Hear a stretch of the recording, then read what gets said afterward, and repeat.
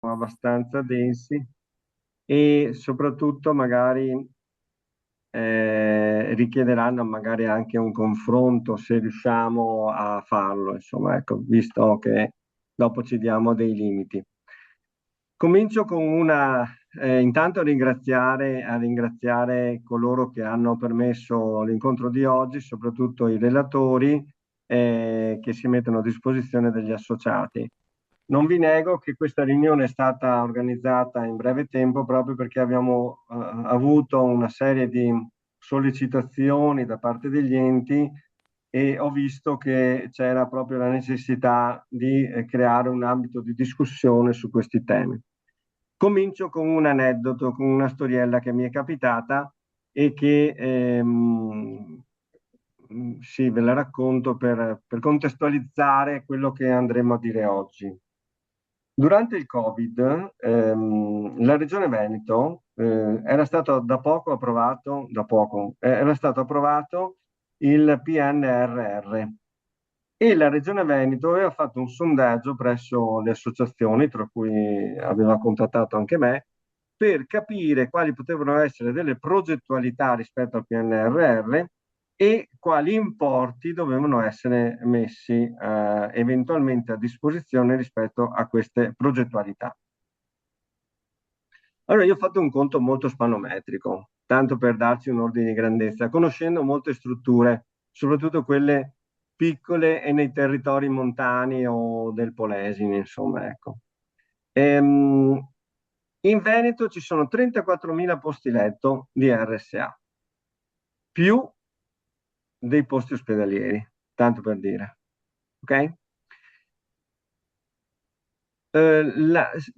A mio parere, per quello che conosco in giro, molti di questi posti letto sono in strutture che andrebbero ristrutturate, un po' per la sismica e un po' per gli spazi, perché il problema durante il Covid si è palesato in maniera evidente che il problema degli spazi era un problema grosso, perché se dovevi vestirti, svestirti e tutta una serie di cose che ci ricordiamo anche con tristezza, tante volte i posti angusti diventano un problema.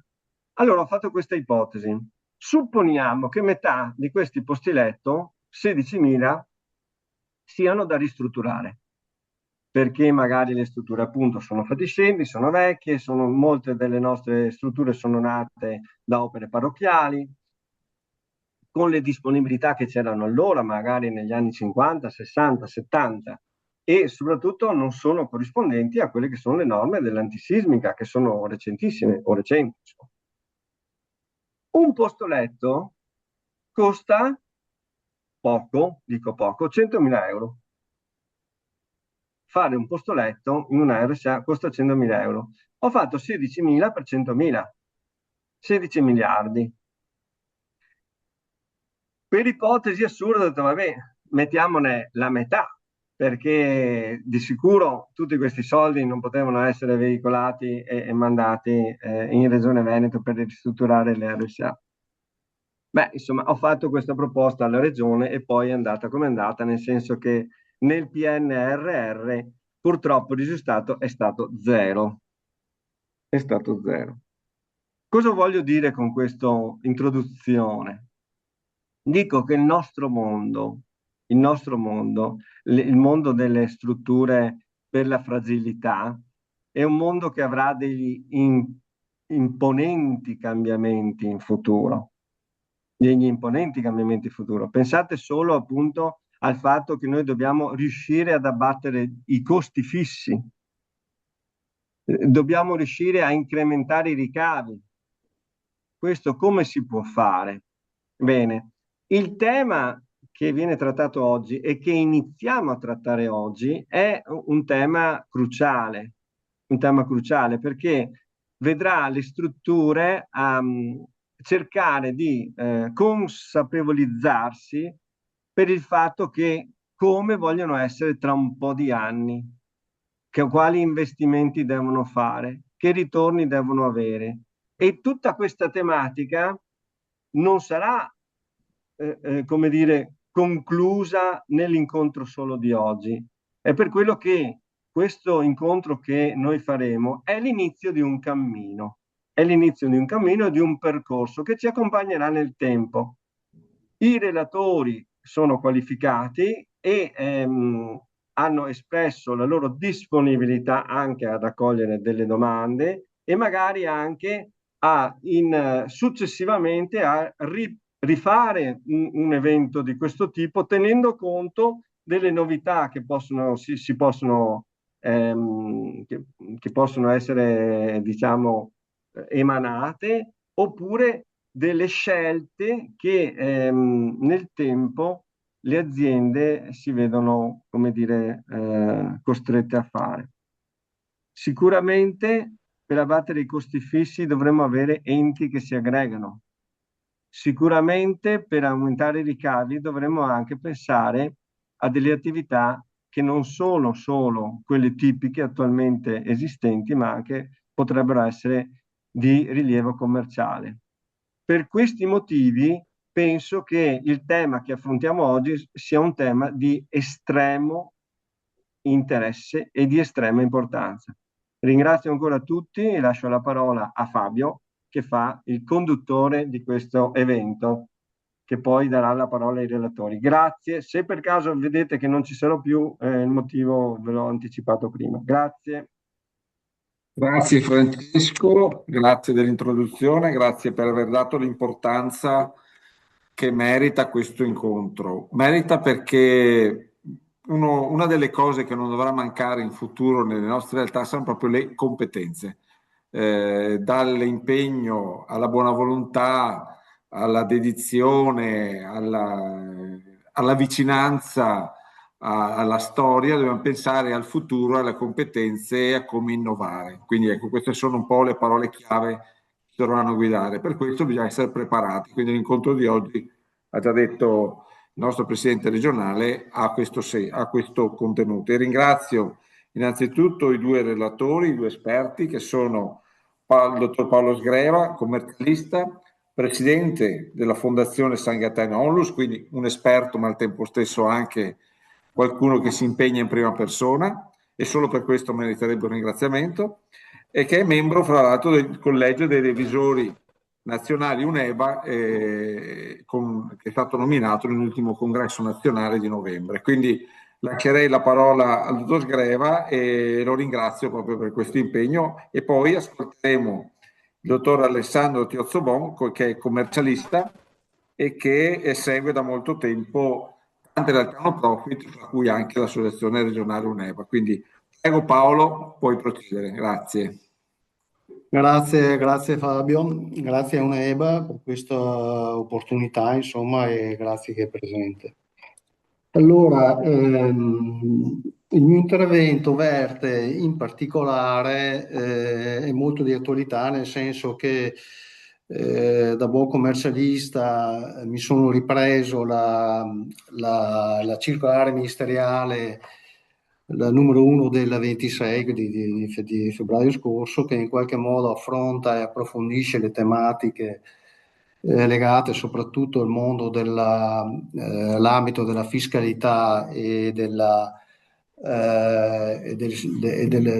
significato di commercialità, che sono concetti assolutamente nuovi, soprattutto per il mondo delle onlus, che è abituato ad agire in modalità, come dire, decommercializzata, quindi fare delle scelte in piena coscienza di quelle che sono le variabili fiscali in gioco credo che sia assolutamente importante, anche perché dalle variabili fiscali ne possono derivare dei costi che possono essere anche molto pesanti, e riallacciandomi all'intervento iniziale di Francesco, insomma, non credo sia il caso appesantire ulteriormente i nostri conti economici di costi di cui se ne può fare volentieri a meno. Allora, cercherò nel mio intervento, che cerco di contenere in 20-25 minuti, di fare magari anche assieme a voi un percorso per capire Cosa significa secondo il nuovo legislatore secondo il legislatore della riforma essere commerciali o non commerciali, e quali conseguenze da questi due concetti ne derivano, e dal punto di vista, come dire, dell'iscrizione alle varie sezioni del registro unico piuttosto che del registro imprese, ma soprattutto anche dal punto di vista fiscale. Allora, dicevo prima che i nostri enti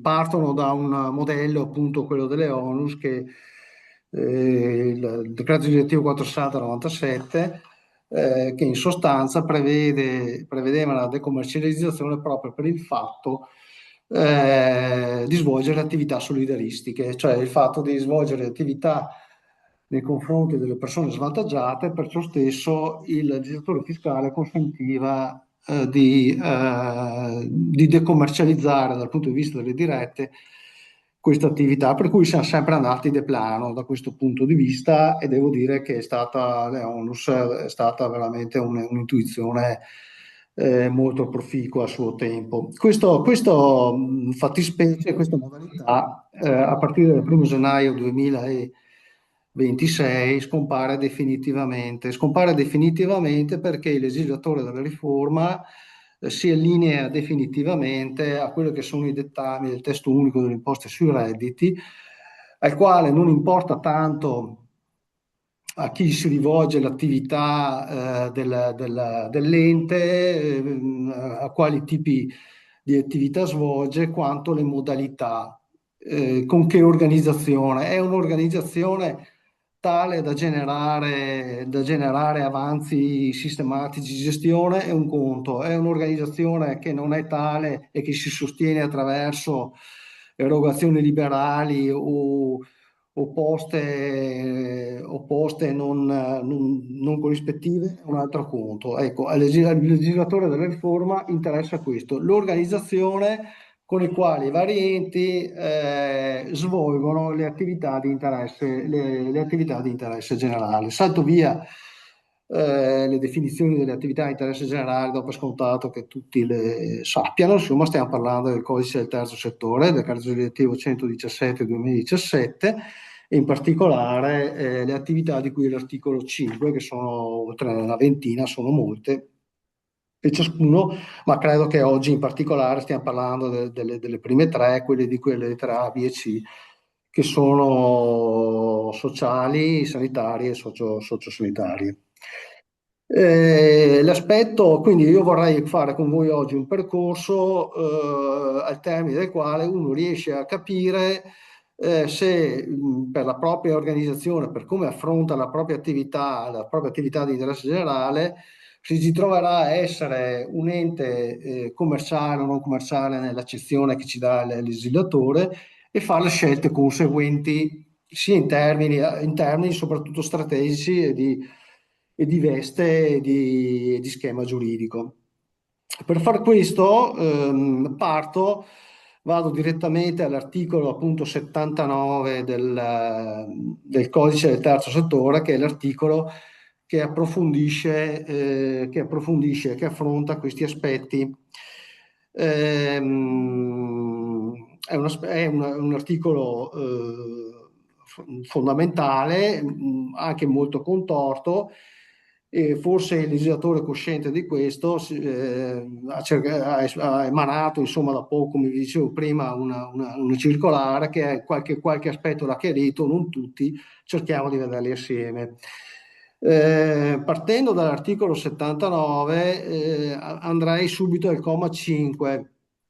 Allora, premetto subito che i concetti fondamentali sono commerciale o non commerciale, perché commerciale vuol dire tasse, giusto per parlarci chiaro, insomma. Non commerciale, e sto parlando delle dirette naturalmente, quindi IRES sostanzialmente. Non commerciale invece significa in qualche modo perpetuare il regime che c'era nelle ONUS. Qual è la differenza? Che io la verifica di commerciale o non commerciale devo farla ogni anno, nel senso che ogni anno, con le variabili che adesso vedremo assieme, dovrò verificare se la mia attività è da una parte oppure dall'altra e comportarmi di conseguenza.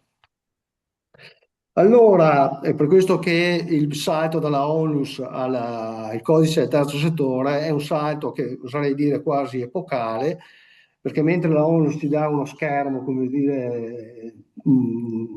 dire, che dura più anni, pluriennale, qui non sarà così. Qui non è così. Allora, il comma 5 cosa ci dice?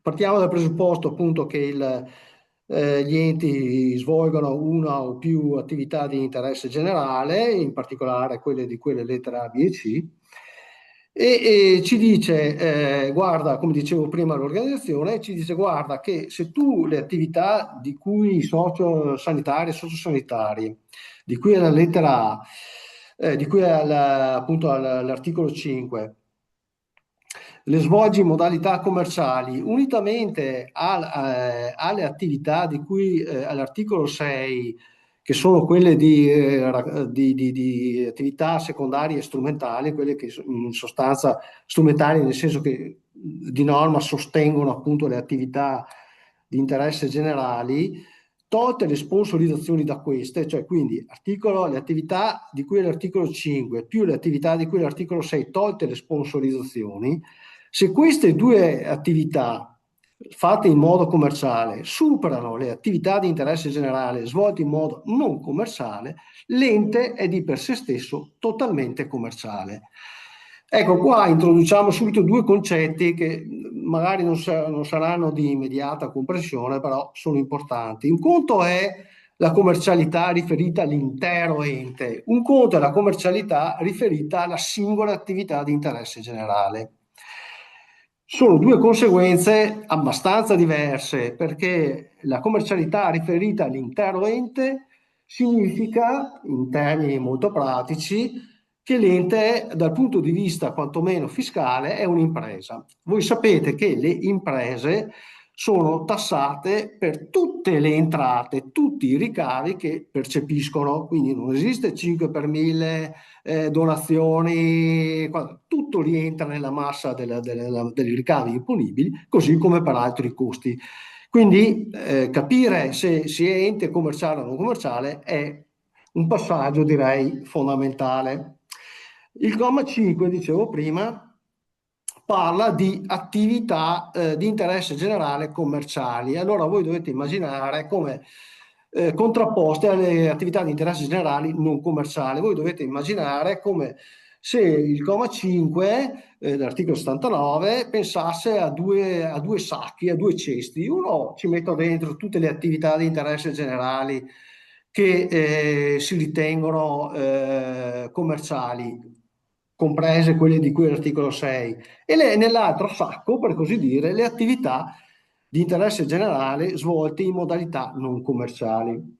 Cosa significa svolgere un'attività di interesse generale in modo commerciale o non commerciale? Cosa significa? Quando abbiamo un'attività di interesse generale svolta in una modalità piuttosto che un'altra. Questa definizione ce la dà l'articolo, il comma 2 sempre dell'articolo 79. Il comma 2 ci dice, guardate, che l'attività di interesse generale si definisce commerciale quando i corrispettivi che io ottengo da quell'attività lì, più i contributi, sempre a titolo di corrispettivo, superano i costi effettivi. Allora, giusto per cercare di immaginarci a livello operativo come fare, bisogna prendere, come dire, un nostro bilancio a fine anno, con tutti i suoi costi e tutti i suoi ricavi, e suddividere quei costi e quei ricavi tra le varie attività. Attività di interesse generale 1 o 2, attività secondarie strumentali, attività di raccolta fondi di cui è l'articolo 7, e allocando a queste tipologie, a queste sezioni, per così dire, i propri costi e i propri ricavi. Bene, e poi andare a vedere il risultato finale sotto. Allora, da questo punto di vista, vi faccio rilevare questo. La circolare che vi citavo in premessa, cioè quella la numero 1 del 2026, quella è uscita settimana scorsa, il mese scorso, tanto per capirci, dà una prima risposta a questa domanda: ma io questa suddivisione delle attività di interesse generale la devo fare per ogni attività di interesse generale che svolgo?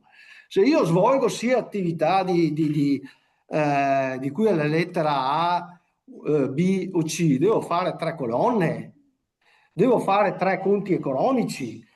Allora, la circolare dice: guardate, che se voi avete attività di interesse generale che sono omogenee tra loro, non è necessario che il test di commercialità lo fate per ciascuna di esse. Se sono omogenee, lo fate globalmente. Prendete tutte le attività omogenee e fate il test di commercialità come se fosse un'unica attività. Che cosa significa attività di interesse generale omogenea? Allora, la circolare dà alcuni indici, esatto, degli indici, in presenza dei quali si presume che le attività di interesse generale siano omogenee tra loro. In particolare mi dice la presenza di proventi o di costi promiscui, cioè che io utilizzo per entrambi, l'utilizzo di locali e risorse in condivisione, cioè magari gli stessi locali svolgo l'una e anche l'altra, l'impiego di personale per l'una o per l'altra. Quando ci sono questi fattori in gioco, quando si verificano questi appunto questi fatti, insomma, io posso dire che c'è una certa omogeneità tra le attività di interesse generale svolte e quindi il test di commercialità lo svolgo globalmente, per queste attività di interesse generale unite tra loro. Quando invece c'è disomogeneità, ad esempio, dice sempre la circolare, quando ci sono codici Ateco che sono in sezioni diverse, sottolineo sezioni, non diversi tra loro, perché un conto è avere un codice Ateco diverso, un conto avere i codici Ateco che sono in sezioni diverse, cioè in attività completamente diverse tra loro. Quando ci sono codici Ateco in sezioni diverse, magari utilizzo già di per sé contabilità separate, primo campanello di allarme, vorrei mettere via, se voi avete già delle contabilità separate, questo potrebbe essere un indice di disomogeneità. Ebbene, quando avete attività di interesse generale disomogenee tra loro, il test di commercialità lo dovete fare uno diverso dall'altra. Dicevo prima, quindi, abbiamo il nostro bilancio, come dire, unico. Lo suddividiamo per le una o più attività di interesse generale a seconda se siano omogenee o non omogenee, sulle attività strumentali e secondarie, articolo 6, sulle attività di raccolta fondi. Per ciascuna di queste fasce faccio il proprio conto economico, costi e ricavi. Guardo il dato finale. Dopo aver suddiviso in questa modalità il mio bilancio, che cosa mi dà il risultato finale? Un avanzo o un disavanzo? Ora, l'avanzo e il disavanzo è generato anche dai costi, dalla presenza di costi. Prima dicevo i costi effettivi. Che cosa si intende per costi effettivi?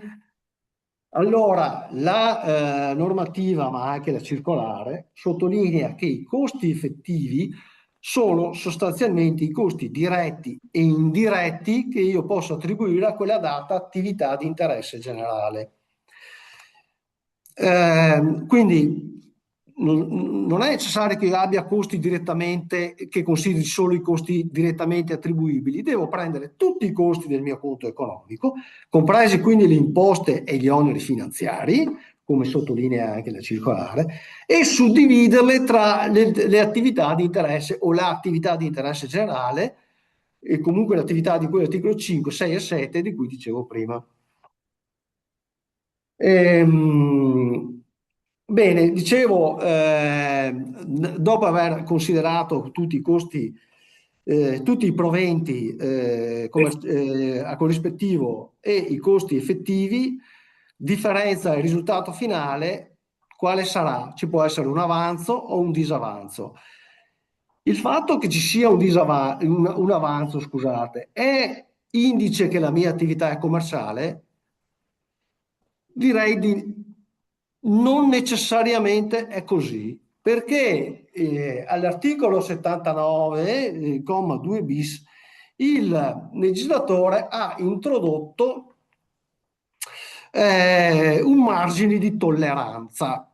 Ha detto, guardate, io non sto lì come dire, ad ogni euro di avanzo vi giudico commerciale. Facciamo così. Se voi avete i vostri proventi commerciali che superano del 6% i costi effettivi, allora solo in quel caso l'attività in questione è da definirsi commerciale. Se è sotto il 6% è non commerciale, e questo per 3 periodi di imposta consecutivi. Facciamo un esempio.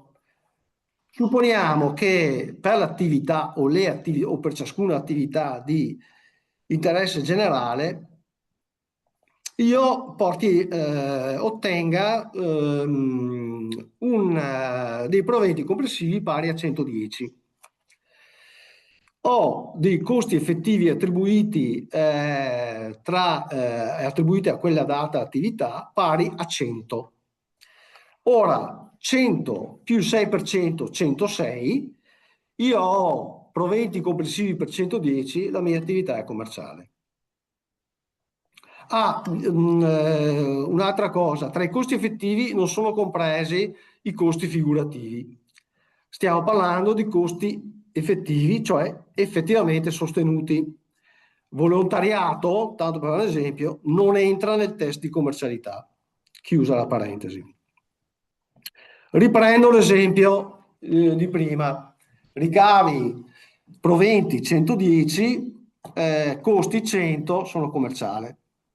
Divento quantomeno un ente del terzo settore commerciale.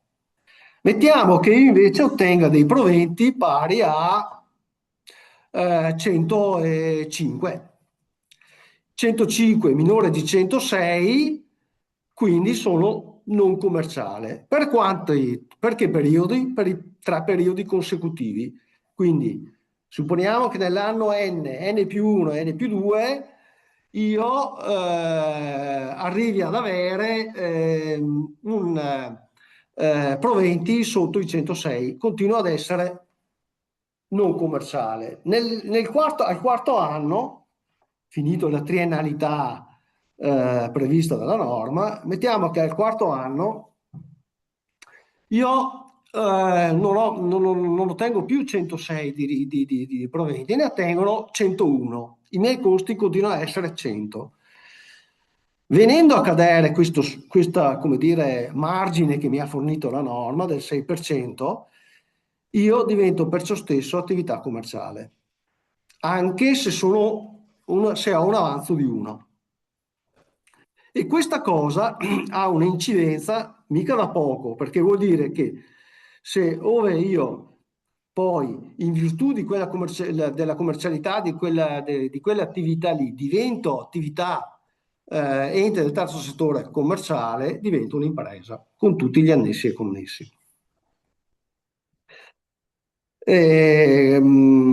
Quando posso tornare ad usufruire di quel margine di tolleranza del 6%, quando io al triennio di tolleranza alterno annualità in cui o sono in perdita o ho i costi pari o ho i ricavi pari ai costi. Devo interrompere i risultati positivi, perché finché ho risultati positivi quell'attività lì sarà sempre commerciale. Quindi, in sostanza, la perfezione dovrebbe essere 3 anni fino a 106, quarto anno pareggio o disavanzo, quinto anno riparte il treno della marginalità. Da questo punto di vista volevo fare ulteriori due osservazioni. Uno, il comma 3 di quell'articolo lì ha introdotto, credo che qui un'EBA abbia fatto un gran lavoro, un passaggio all'articolo presente alla lettera B bis del comma 3, in cui dice: guardate che se ci sono delle fondazioni ex IPAB che svolgono attività di cui alle lettere A, B, C dell'articolo 5, quindi in sostanza sociali, sanitari e sociosanitari, reinvestono gli avanzi in questa attività e l'organo amministrativo svolge la propria attività a titolo gratuito, allora in quel caso lì vorrei dire ex legge la fondazione vede la propria attività decommercializzata, sostanzialmente come se fosse una onlus, tanto per parlarci chiaro, insomma. Fondazione ex IPAB, con queste caratteristiche, l'attività è decommercializzata. Da questo punto di vista volevo farvi rilevare che la circolare in questione, sempre quella, la numero 1 del febbraio scorso, contiene un passaggio, a mio modo di vedere, poco chiaro da questo punto di vista, perché dice a un certo punto: guardate però che se poi voi fate, pur essendo nell'ambito di una fondazione ex IPAB, però poi voi fate il test di commercialità di cui al comma 5 di cui dicevo in premessa, per cui che è quel test che serve a capire se tutto l'ente è commerciale oppure meno, e viene fuori che l'ente è commerciale, anche le attività sanitarie ex IPAB diventano commerciali. Sembra dire così la circolare, credo che non sia questo lo spirito della norma. Auspico che l'Agenzia delle Entrate chiarisca questo passaggio, che secondo me è poco chiaro e rischia di essere pericoloso. Torniamo quindi al comma 5 di cui dicevo prima. Allora, abbiamo fatto i nostri test, suddiviso il conto economico tra le una o più attività di interesse generale, con l'attività di cui l'articolo 6 e 7 del codice del terzo settore, e abbiamo messo le attività commerciali o non commerciali nell'apposito sacco di cui vi dicevo prima. Ricorda, avevo detto, nel comma 5 si dice avete due sacchi, uno commerciale e non commerciale. Le attività di interesse commerciale vanno da una parte, quelle non commerciali vanno dall'altra. Se una volta riempiti i sacchi troviamo che le attività di cui sacco commerciale pesano di più dell'altro, l'ente è di per sé commerciale, diventa ai fini fiscali un'impresa. Qual è la conseguenza? La conseguenza è che io, per quanto sia iscritto inizialmente al RUNZ, le mie attività vanno trattate ai fini fiscali come reddito d'impresa. Questa è una eventualità rispetto alla quale, ma il legislatore credo l'abbia capito e ha stimolato questa cosa qui, sia assolutamente sfavorevole per ogni ente, tant'è che ha introdotto in alternativa la figura dell'impresa sociale, ex 112 del 2017, che rispetto agli enti del terzo settore commerciali, se non altro, vede non imponibili gli avanzi di gestione che vengono reinvestiti nell'attività di interesse generale. Se io rimango invece come TS commerciale, a parte avere tutti gli oneri che ha un'impresa, quindi il registro imprese, quindi il bilancio fatto secondo gli articoli 2423 seguenti del codice civile, ai fini IRES sono tassato come impresa, quindi dimentichiamoci di lasciare fuori il 5 per 1000, le donazioni e quant'altro. Ai fini IVA, per le attività sociosanitarie rimango comunque esente in base all'articolo 10 della legge IVA. Ai fini IRAP calcolo l'IRAP come un'impresa, che forse questo tra l'altro sarebbe anche più conveniente rispetto al metodo retributivo, e ai fini IMU temo proprio che dovrò, in quanto ente commerciale, dovrò pagare l'IMU anche sugli immobili dove svolgo l'attività di interesse generale. È una situazione assolutamente sfavorevole. Ecco perché questo test di commercialità, dicevo prima, dovete farlo ogni anno e dovete curarvi che nel caso in cui invece il sacco degli enti commerciali sia più pesante e assumete la veste di enti del terzo settore non commerciale, riusciate a mantenerlo in ciascun anno, perché gli enti del terzo settore non commerciale sostanzialmente è un riproporre sostanzialmente appunto la figura della onlus, per cui le attività non sono le attività di interesse generale svolte in modalità non commerciali, non sono soggette a imposizione. Ai fini IRAP c'è il metodo retributivo, credo che lo conosciate bene tutti, e finiva le attività sociosanitarie sono esenti dall'imposta, e ai fini IMU non si è soggetti ad imposta. Chiudo brevemente con l'impresa sociale, perché l'impresa sociale in ambito di ente commerciale presenta invece dei margini molto interessanti, nel senso che quando anche appunto si assumesse appunto la veste di commercialità, l'impresa sociale consente di non tassare appunto i proventi commerciali nella misura in cui queste vengono reinvestite nell'attività appunto di interesse generale, calcola l'IRAP in base appunto al valore aggiunto come la società, che come vi dicevo poc'anzi è più conveniente del metodo retributivo. Ai fini IVA le attività sociosanitarie continuano a essere esenti, sono soggette al 5% come le cooperative sociali, solo le società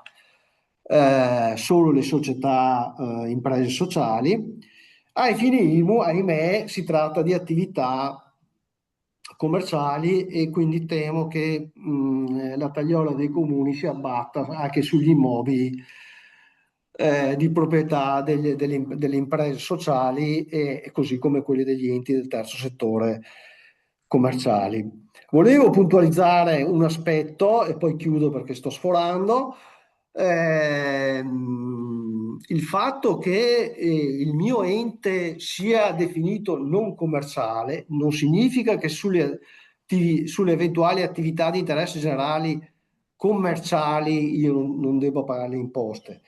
Io, se ho più attività di interesse generali dove però quella non commerciale pesa molto di più di quella commerciale, comunque io sono un ente del terzo settore non commerciale, ma sulle attività commerciali pago comunque le imposte. Ci sono i regimi forfettari di cui all'articolo 80 del codice del terzo settore, non sto qui ad affrontarli, ma mi interessava solo chiarire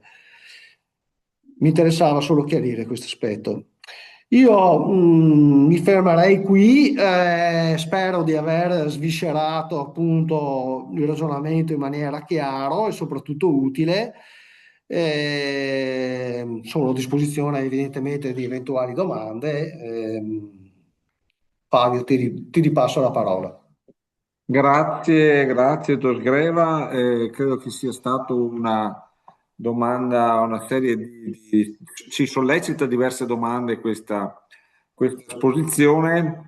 Io pensavo di passare alla seconda esposizione in modo che così completiamo l'esposizione, dopodiché le domande, che vedo già ne è comparsa una, come dire, le teniamo tutte per la fine e le destiniamo poi a seconda se sono più rivolte al dottor Sgreva o al dottor Tiozzo. Quindi io passerei adesso la parola direttamente al dottor Alessandro Tiozzo Bon perché completi un po' la visione del caso, insomma, ecco, cioè quello per dire, per completare qual è lo stato dell'arte. Dopodiché, attraverso, magari vediamo delle domande e dopodiché magari presentiamo alcune esperienze che a seconda delle premesse hanno deciso di scegliere una strada piuttosto che un'altra. Quindi faccio la parola al dottor Alessandro Chiostobon, grazie.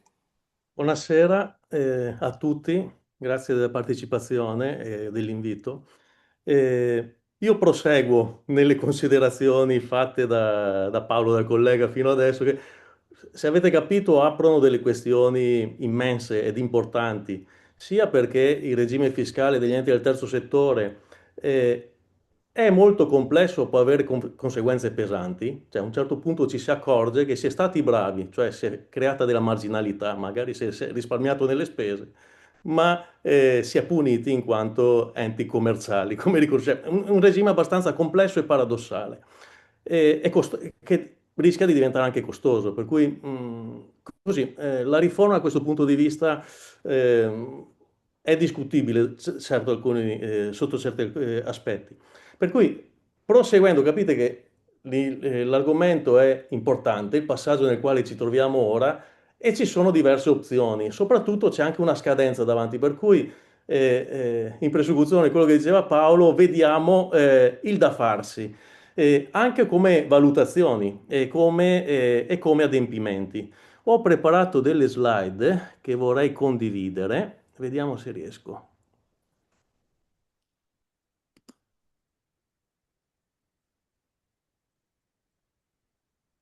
Allora. Ok. Le vedete? Vedete un testo in condivisione? Adesso sì, adesso sì. Eccoci qua. Allora, partiamo subito dalle novità immediate. Abrogazione delle onlus. In realtà il termine onlus è un regime fiscale, non esiste soggetto giuridico onlus, ma è un regime fiscale di favore che era destinato fino al 31 dicembre 2025 a determinati soggetti che avevano determinati requisiti. Dal 31 dicembre 2025 decadono le agevolazioni per le onlus. In pratica viene abrogato il regime fiscale delle onlus.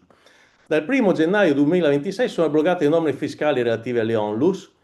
Dal 2026 le onlus hanno la possibilità di accedere al regime fiscale degli ETS.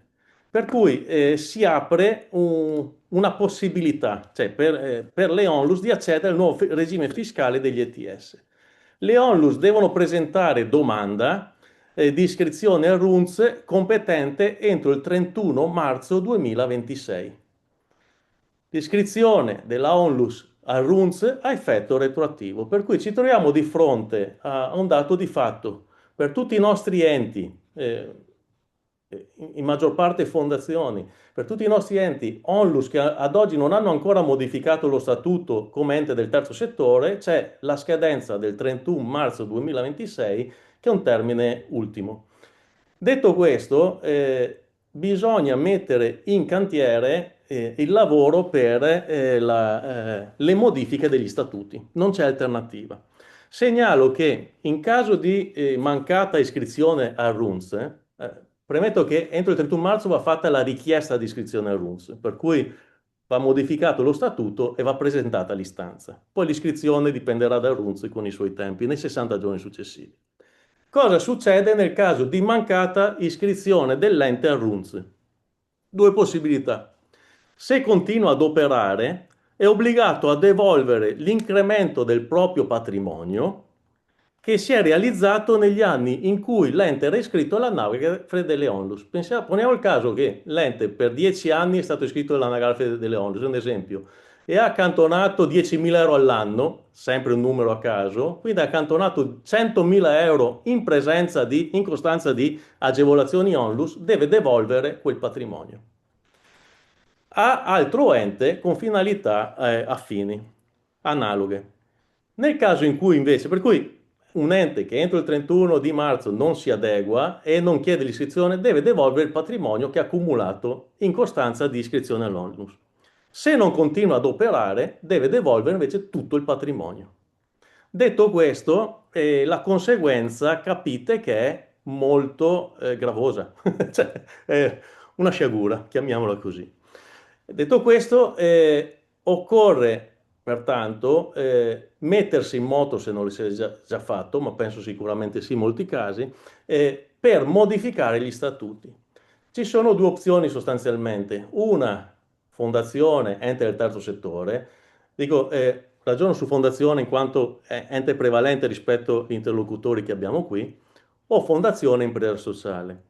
Nelle slide che seguono, siccome l'argomento è la costruzione degli statuti, per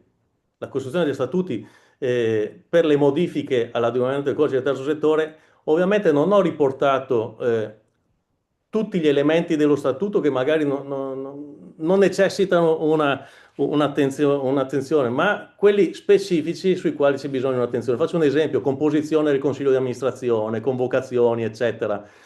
Non cambia nulla, non ha senso che ci fermiamo su questo, però ci sono alcuni punti che è necessario attenzionare.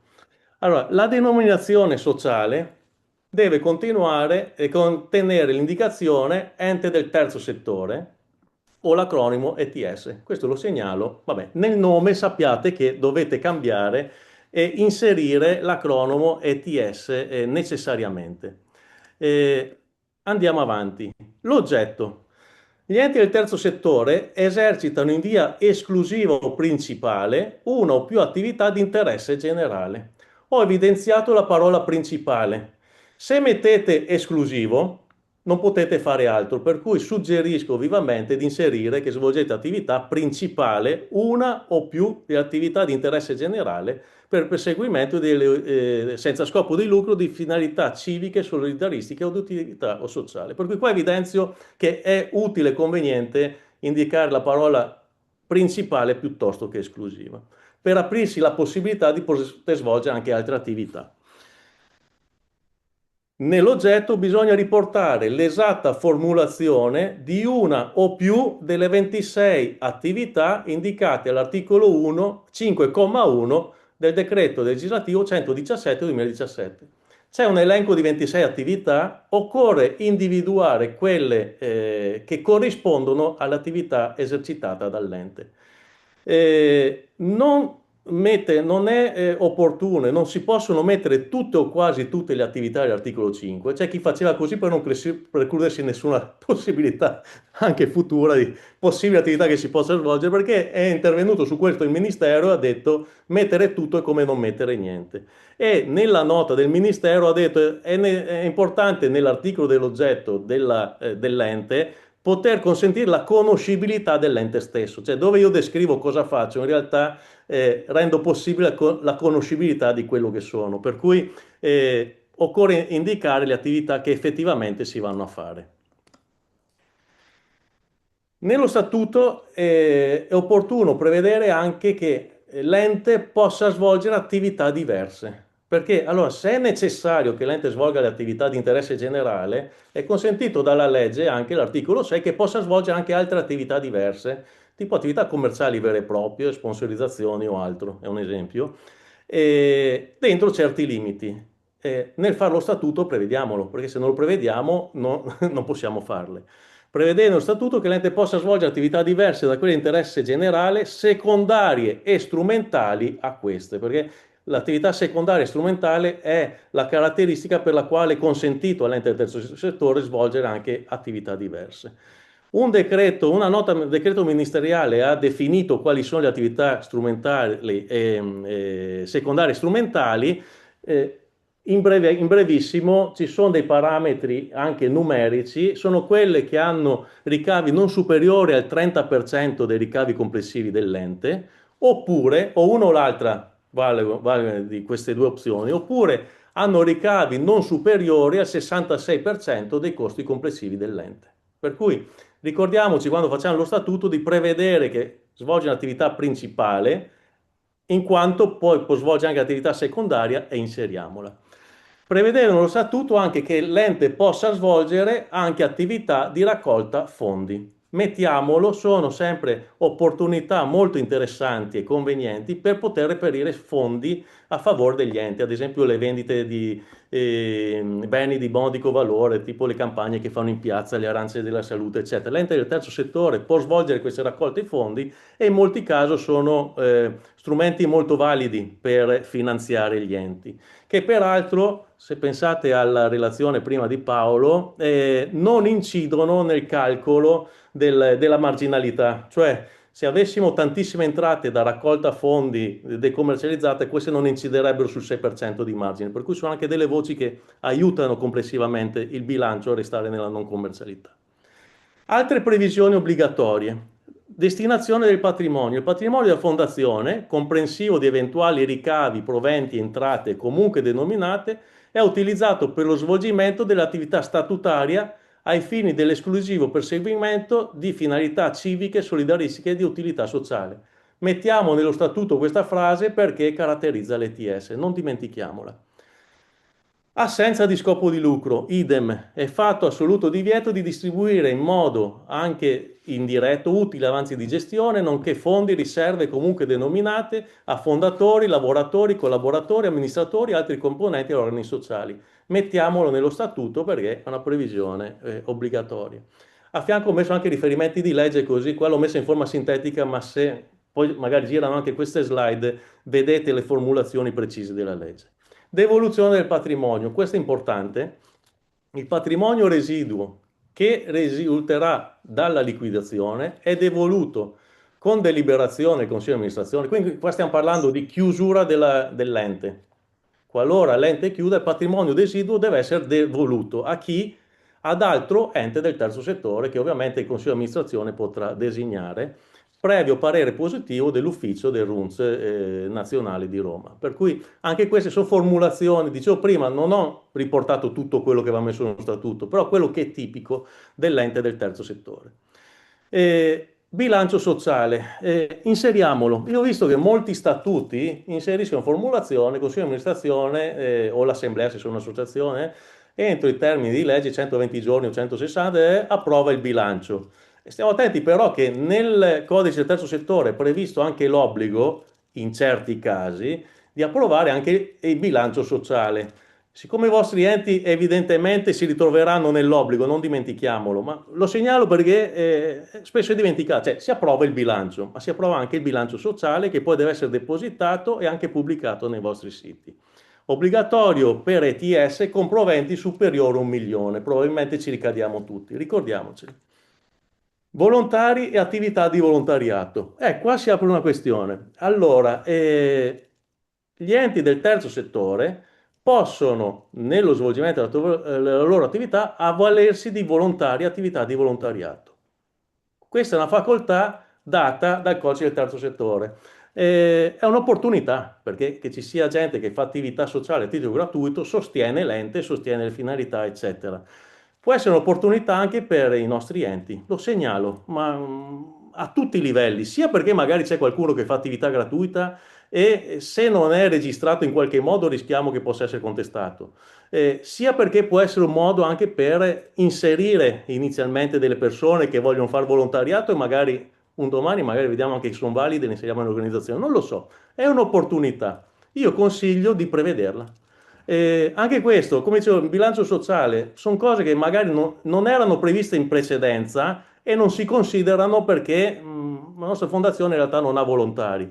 Inserirlo può essere opportuno, ma dico anche perché in tantissimi casi davvero in enti del terzo settore, in imprese, in enti sociali che svolgono attività sociali, ci sono davvero persone che fanno attività di volontariato senza saperlo. Ecco, qui li possiamo anche inquadrare evitando rischi, perché se all'interno della vostra impresa c'è qualcuno che sta facendo un'attività, sta aiutando un anziano, ma lo sta facendo gratuitamente, se non c'è nessuna copertura ci sono dei rischi.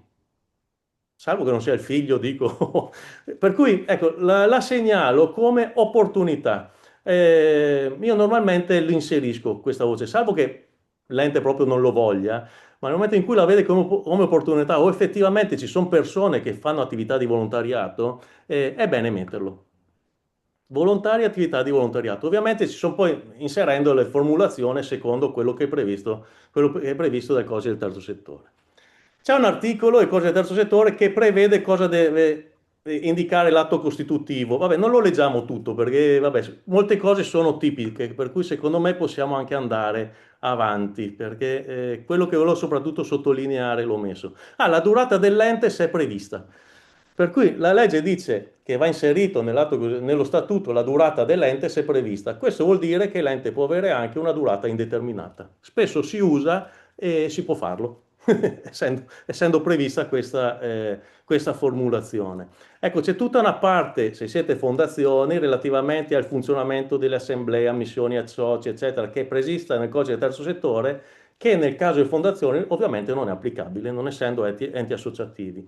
Come pure segnalo che nel caso in cui le fondazioni abbiano criteri di nomina, diciamo, personalizzati sulle volontà del fondatore, questi possono essere mantenuti. Cioè il codice del terzo settore non è entrato sul merito, rispettando quello che è la natura della fondazione, che è espressione della volontà dei fondatori. Per cui, ecco, su questo si possono mantenere anche formulazioni particolari, ovviamente non in contrasto con la legge.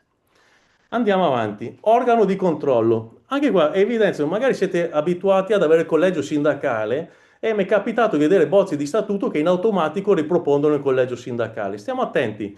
In realtà il codice del terzo settore prevede per gli enti del terzo settore che ci debba essere obbligatoriamente un organo di controllo, il quale può essere monocratico o collegiale.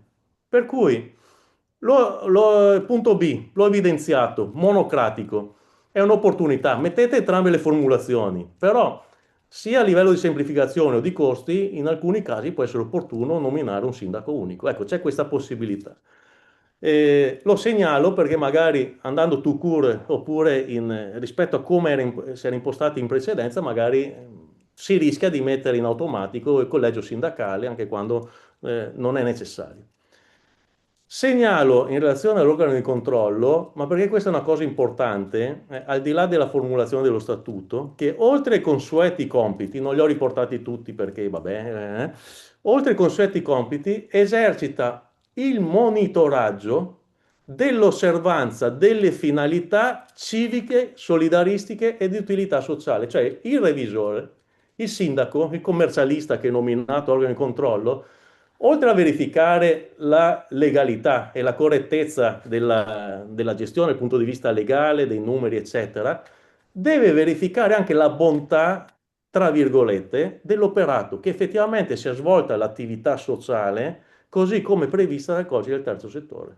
È una certificazione non solo davvero sulla bontà dell'attività esercitata, dell'attività di interesse generale esercitata. Da questo punto di vista è opportuno che ci siano dei professionisti coinvolti che abbiano contezza della materia, che è una materia molto particolare. Dico, non ci si limita a una valutazione, questo è previsto anche nella relazione del bilancio, a una semplice valutazione sul rispetto della legalità, sull'organizzazione amministrativa, eccetera.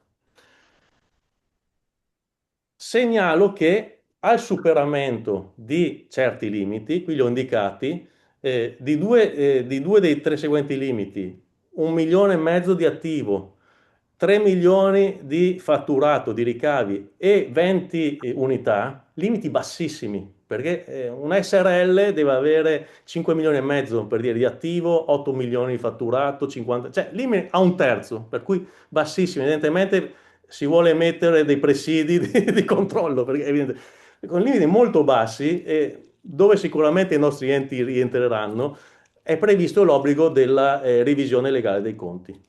La revisione legale dei conti può essere delegata, affidata a un revisore legale esterno, una società di revisione, ma anche all'organo di controllo se questo è composto da revisori, dottori commercialisti, revisori iscritti all'albo dei revisori. Quindi potremmo trovarci nel caso nuovo di enti anche di dimensioni rilevanti che possono avere un sindaco unico che fa anche il revisore, sempre in termini di semplificazioni. Ovviamente poi ognuno farà le proprie valutazioni di opportunità, è logico un organo collegiale ha anche i suoi vantaggi, appunto per la sua collegialità.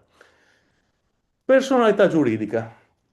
Allora, le fondazioni evidentemente hanno già personalità giuridica, però il RUNS, il Registro Unico del Nazionale Terzo Settore, che è il registro nel quale gli enti del terzo settore devono obbligatoriamente iscriversi e dove voi dovrete fare richiesta di iscrizione entro il 31 marzo, sarà lui che attesterà che l'ente ha personalità giuridica, ok? Per cui nel momento in cui si va dal notaio a modificare lo statuto, il notaio dovrà anche attestare che c'è il patrimonio minimo richiesto dalla legge per il mantenimento della personalità giuridica. Parliamo di 30.000 euro di capitale, per cui non sono cifre esorbitanti, però dovrà attestare che c'è. Detto questo, nel momento in cui si andrà dal notaio a modificare lo statuto, ci saranno due possibilità. Perché il notaio ovviamente non ha gli elementi per attestare la consistenza patrimoniale dell'ente, per cui o richiederà una relazione giurata da un revisore legale a una data non anteriore a 120 giorni dal momento in cui si fa l'atto, per cui in teoria entro il 31 marzo abbiamo tempo fino su un bilancio di riferimento al 30 novembre, anche se a questo punto io ritengo opportuno un 31-12 se ci sono delle condizioni davvero, visto che è un bilancio, un bilancio completo. Scusate. Per cui il notaio ci chiederà o una relazione che attesta la presenza del patrimonio minimo, oppure laddove l'ente abbia un collegio sindacale, un organo di controllo, con dei revisori legali iscritti all'albo, può essere, per semplificazione, può essere sufficiente al notaio avere il bilancio con allegata la relazione dell'organo di controllo. Questo ovviamente può semplificare molto sia in termini di spese sia proprio anche di operatività, visto che siamo anche in prossimità, come dicevo prima, della chiusura dei bilanci al 31-12, l'organo di controllo, se incarichiamo lui a fare la relazione per la personalità giuridica che richiede il notaio, prendiamo due piccioni con una fava.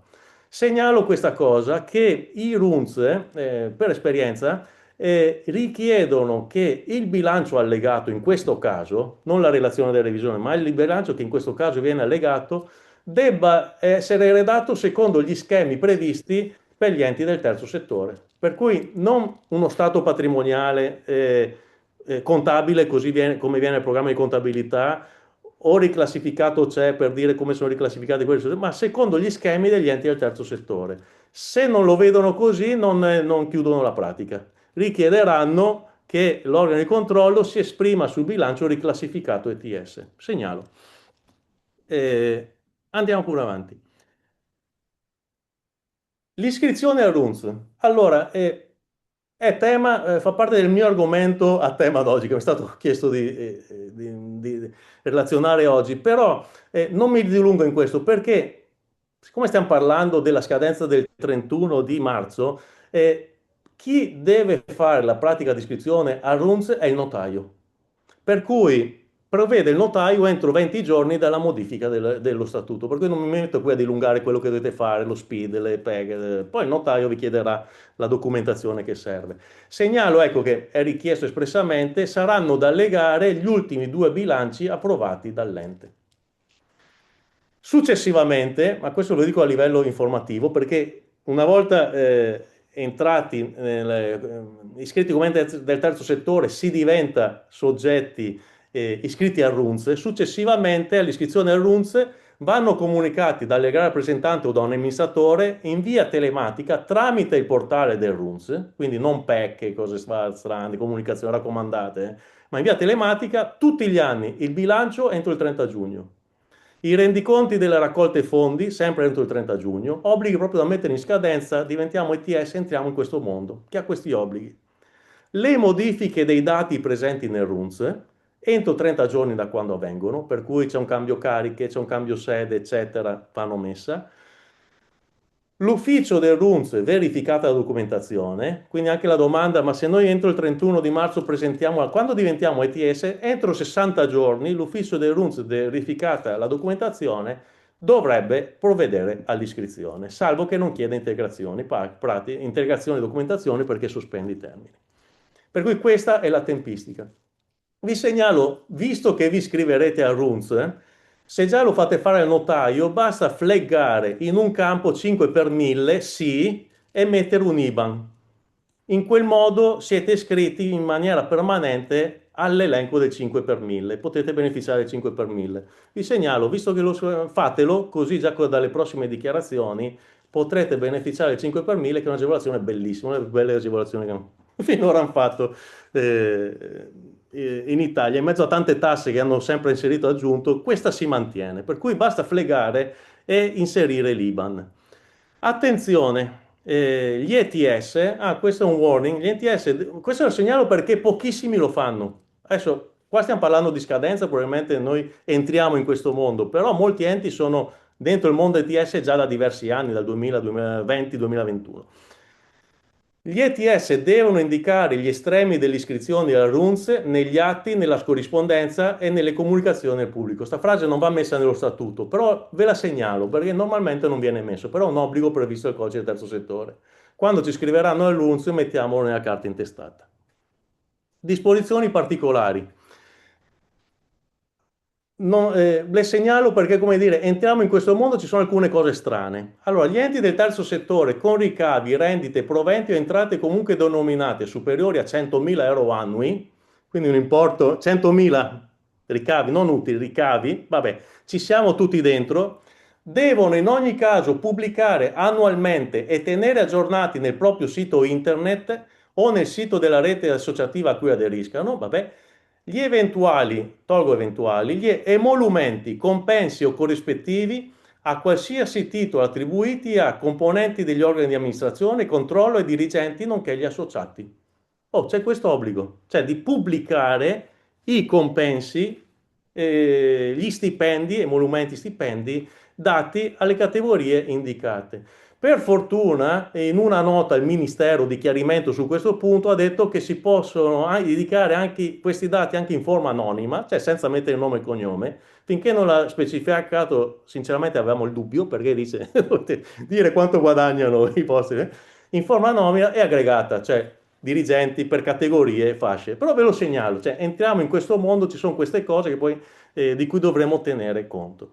Disposizione particolare, questa è una, la segnalo. Ce ne sono anche tante altre, però questa mi premeva per segnalarla, anche perché è una cosa che poi va messa in scadenza. Annualmente deve farlo, dobbiamo farlo. Seconda disposizione particolare, regime fiscale IRES molto complesso, ripensiamo all'intervento prima del collega.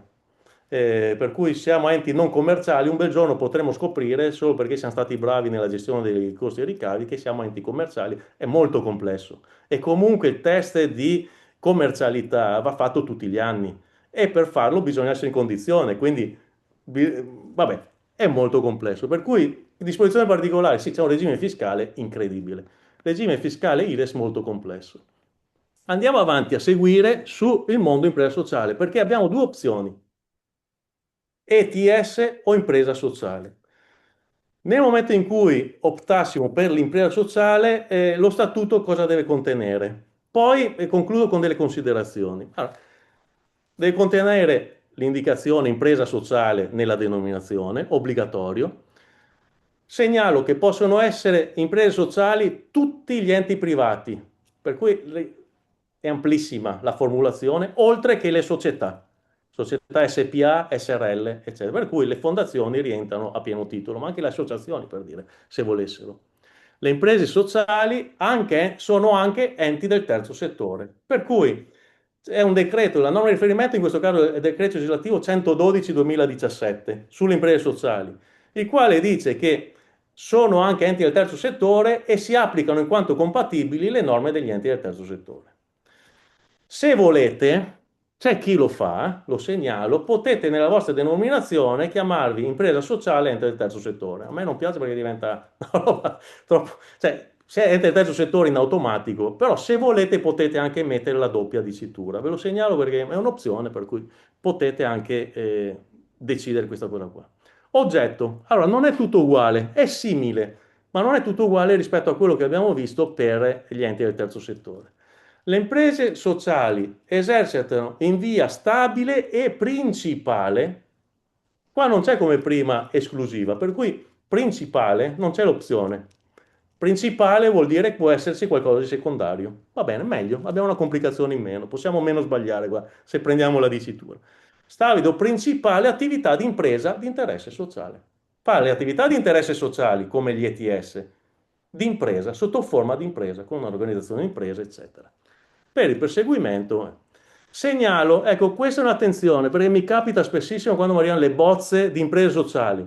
Sono riportate l'elenco delle attività degli enti del terzo settore. No, in realtà il riferimento è il decreto legislativo 112-2017, che all'articolo 2, non all'articolo 5 come gli ETS, ha l'elenco. Prima erano 26, adesso sono 22. L'impresa sociale ha 4 categorie di attività in meno rispetto agli enti del terzo settore, ma non cambia niente nella sostanza per quello che sono i vostri enti. Però attenzione, spessissimo capita di vedere bozze di imprese sociali con formulazione di ETS, ok? Sappiamo che se facciamo un'impresa sociale, il riferimento alle attività di interesse generale è l'articolo 2 del 112-2017. Riportare certa formulazione, vabbè, come abbiamo detto prima, non mettere tutte o quasi tutte, vale la nota di prima, non mettiamo tutte le attività perché in realtà non si conosce cosa fa l'ente. Attività secondarie, ecco qua è diverso, mentre per gli ETS bisogna indicare che si fanno le attività diverse qua è dato quasi per scontato, come per le onlus, che possono fare anche attività secondarie. È bene specificarlo, non ci sono tanti parametri, l'unico parametro è che le attività diverse secondarie devono avere ricavi inferiori al 30% dei ricavi complessivi dell'ente. Destinazione del patrimonio, vabbè, deve essere destinato, vabbè, non va distribuito quindi ad incremento del patrimonio dell'impresa. Assenza di scopo di lucro non cambia molto rispetto a prima.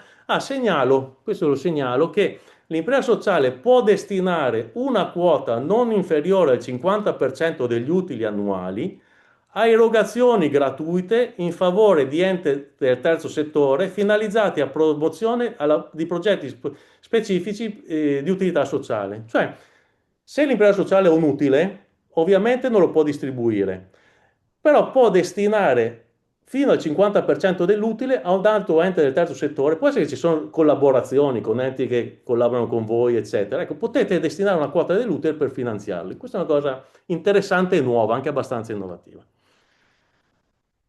La devoluzione del patrimonio in caso di chiusura dell'ente sempre ad altri enti del terzo settore, stranamente qua senza chiedere il permesso a Roma, non è previsto nella legge. Bilancio sociale obbligatorio, a prescindere dai volumi. Quindi ricordiamoci anche qui, come dicevo prima, inseriamolo negli statuti. Entro i 120 giorni approva il bilancio e il bilancio sociale. In questo caso obbligatorio, neanche nel caso in cui ricorre quei requisiti di legge, perché in questo caso, in ogni caso, l'impresa sociale deve approvare il bilancio sociale. Volontari e attività di volontariato sono previsti anche per le imprese sociali. Vale quanto dicevo prima, può essere un'opportunità metterli. Segnalo che qui c'è una limitazione, però è una limitazione che nel nostro caso in realtà non è un limite, nel numero massimo dei lavoratori. Per cui l'ente può avere volontari per un numero massimo pari al numero dei lavoratori. Organo di controllo, sì, anche in questo caso può essere monocratico, mettiamolo, quindi ci apriamo un'opzione. Anche in questo caso ha l'obbligo del monitoraggio dell'osservanza delle finalità sociali. Revisione legale dei conti, sì al superamento di certi limiti, non sono quelli degli ETS. Prima c'era totale attivo 1,5 milioni, qui è 5,5 milioni, sono più alti. Per cui l'impresa sociale, diciamo, ha l'obbligo della revisione legale dei conti in maniera meno stringente. Comunque non sono limiti altissimi che i nostri enti normalmente superano. Personalità giuridica, sì. Ecco, la procedura è un po' diversa. Oddio, la procedura è uguale a quella che dicevo prima. È diversa l'iscrizione, cioè la personalità giuridica si consegue nel momento in cui l'impresa sociale, l'ente impresa sociale, la fondazione impresa sociale è iscritta al registro delle imprese. Perché come funziona in questo caso? La fondazione impresa sociale viene dal notaio iscritta al registro imprese nella sezione imprese sociali.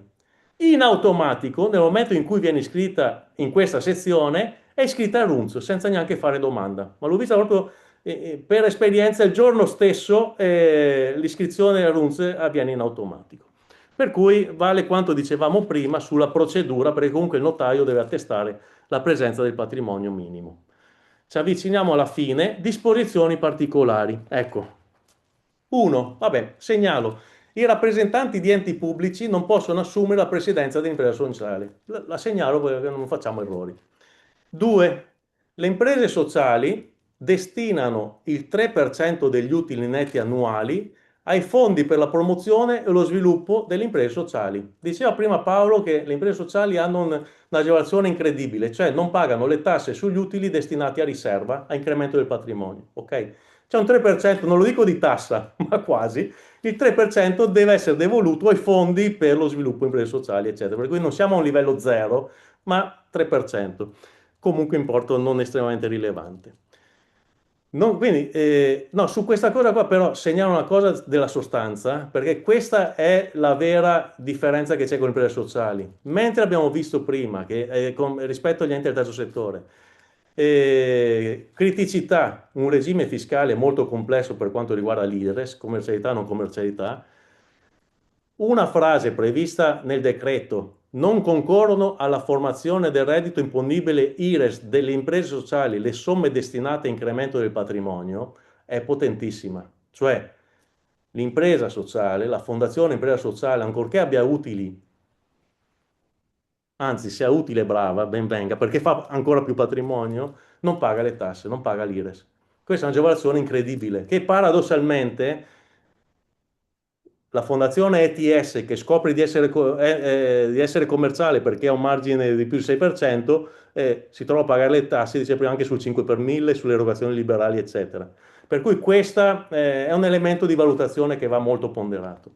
Fra l'altro, ai fini IRES, quindi può esserci una differenza grandissima, ma numeri elevati, cioè nel momento in cui l'ETS diventa commerciale, paga le tasse come una SPA, cioè normale. Eh, la fondazione impresa sociale non paga le tasse, tranne quel 3%, per cui è un elemento di valutazione che metto alla vostra attenzione, assolutamente va considerato. Anche l'aspetto IRAP è molto importante, perché gli enti del terzo settore, a differenza delle imprese, ma anche delle imprese delle SPA di più grandi dimensioni, pagano l'IRAP.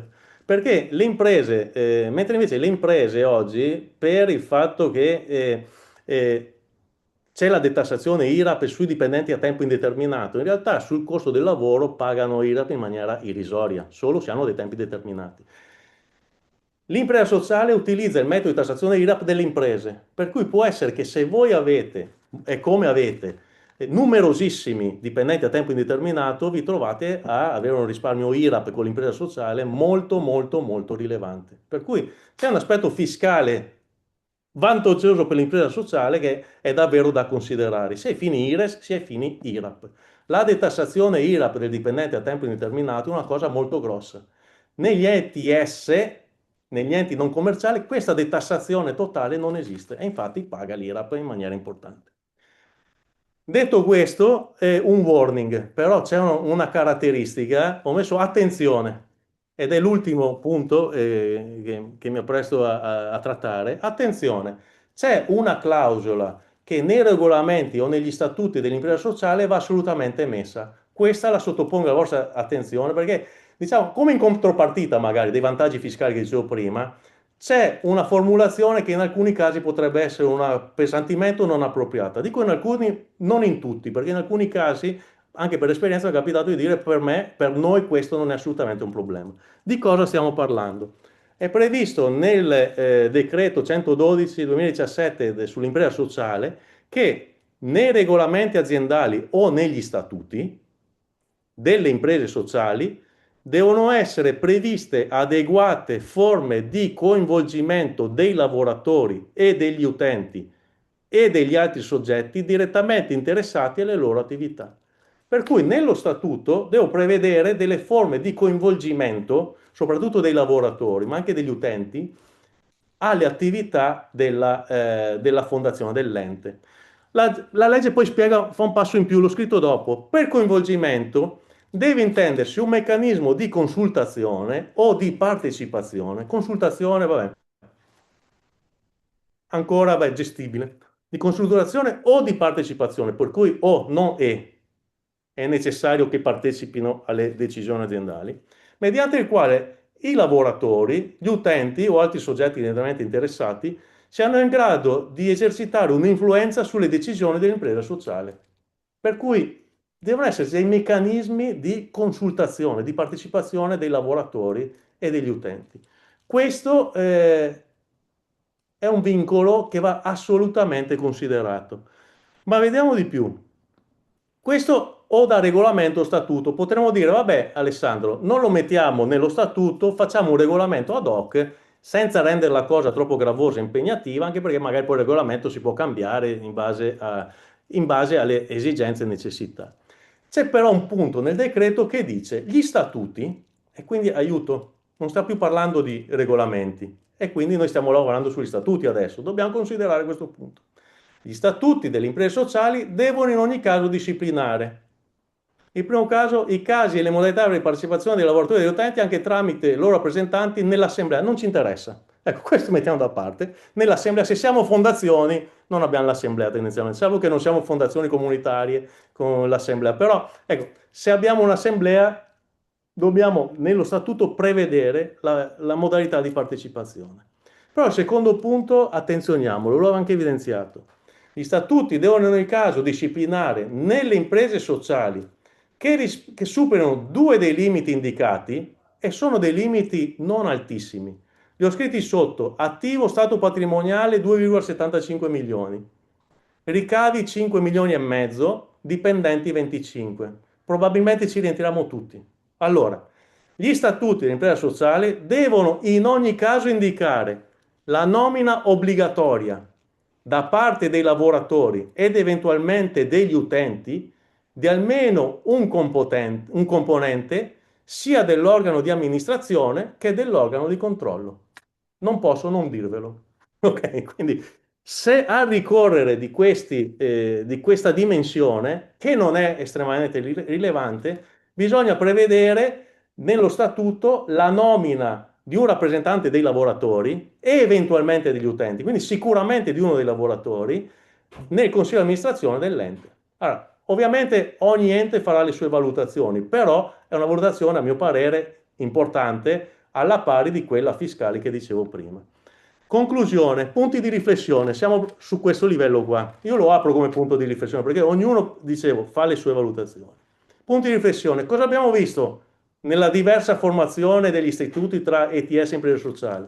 Un diverso regime fiscale tra ETS, questo è evidente, questo soprattutto abbiamo visto nella relazione di Paolo prima, più complesso e nel caso di commercialità prevalente più oneroso, per cui il diverso regime fiscale tra ETS che è più complesso e impresa sociale che è più vantaggioso sia ai fini IRES, non pago IRES, sia ai fini IRAS o le deduzioni del cuneo fiscale. Per cui elemento di valutazione, punto di riflessione, vediamo quanto pesa questa cosa qui nella nostra valutazione. 2, per quanto riguarda le imprese sociali, l'impatto che ha nell'organizzazione e nella gestione e a me viene da dire anche nel momento in cui parliamo di imprese sociali, anche nelle volontà dei fondatori, perché dire deve essere previsto nel CDA la presenza di, ma corrisponde alle volontà dei fondatori? Cioè, è una questione grossa, al momento non ho visto cioè, anche perché è troppo recente la normativa, però non è così scontato che si vada a modificare la volontà del fondatore. È vero che il Consiglio di amministrazione può modificare lo statuto, che è quello che stiamo facendo, però diciamo, è una valutazione non banale, secondo me è una valutazione importante. La segnalo.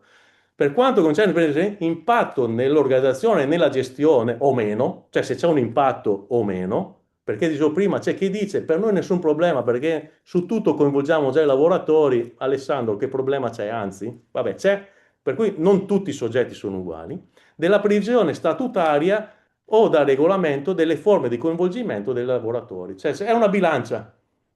Nel fare questo lavoro da qui al 31 marzo, a me viene da dire, nei vostri CDA mettete nella bilancia queste valutazioni e poi ognuno trarrà le sue conclusioni. Mi fermo qui. Grazie Alessandro, potremmo fare un applauso, ma insomma diciamo che lo diamo per contato. Ecco, credo che sia stato molto molto molto interessante e esaustivo queste presentazioni.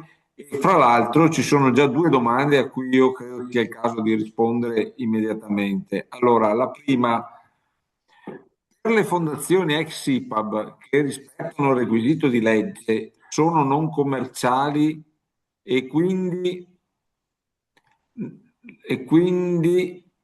no tassazione IRES per l'attività di residenza anziani, IRAP per Regione Veneto, grazie. Chi risponde? Forse Paolo?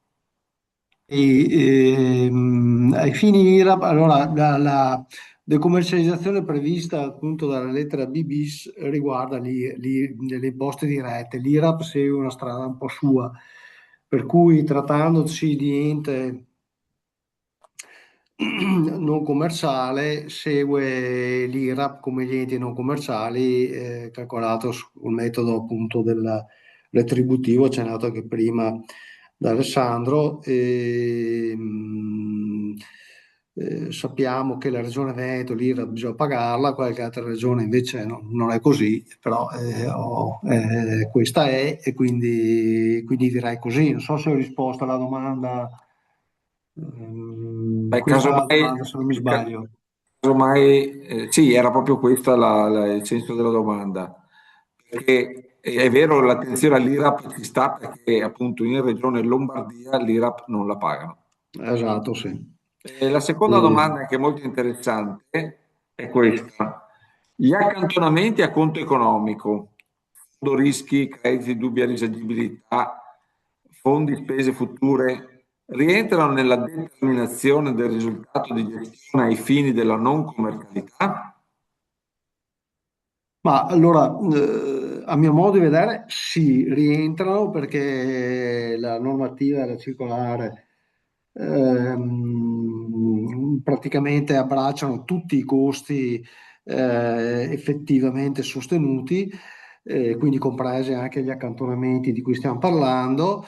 Evidentemente bisogna stare attenti che gli accantonamenti devono essere, come dire, accantonati appunto nel rispetto di quello che sono i principi corretti, i principi contabili, quindi deve essere l'accantonamento di norma per il fondo spese, per dire, o fondo rischi, devono fare riferimento a fatti già accaduti nel periodo di riferimento e quindi di competenza di quel periodo lì.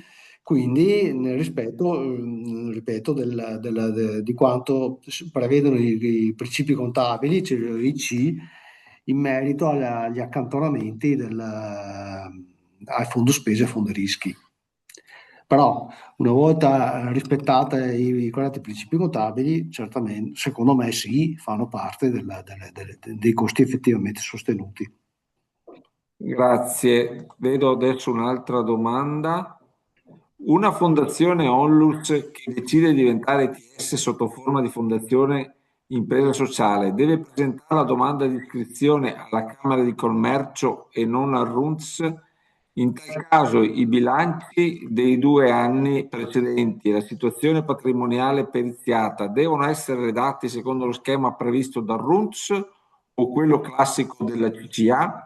No, in questo caso non è previsto che il bilancio sia redatto secondo lo schema del RUNZ, perché è un'impresa iscritta al registro imprese può fare il classico bilancio sé. Bene, grazie. Se c'è qualche altra, ne vedo già un'altra, se non sbaglio, eccola qua.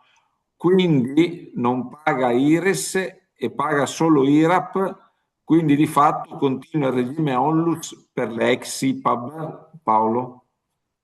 E continua ad avere come se fosse una ETS non commerciale, per cui gli ETS non commerciale per l'attività di interesse generale non commerciale non paga l'IRS, ma paga l'IRAP secondo gli ordinari, per così dire, metodi retributivi.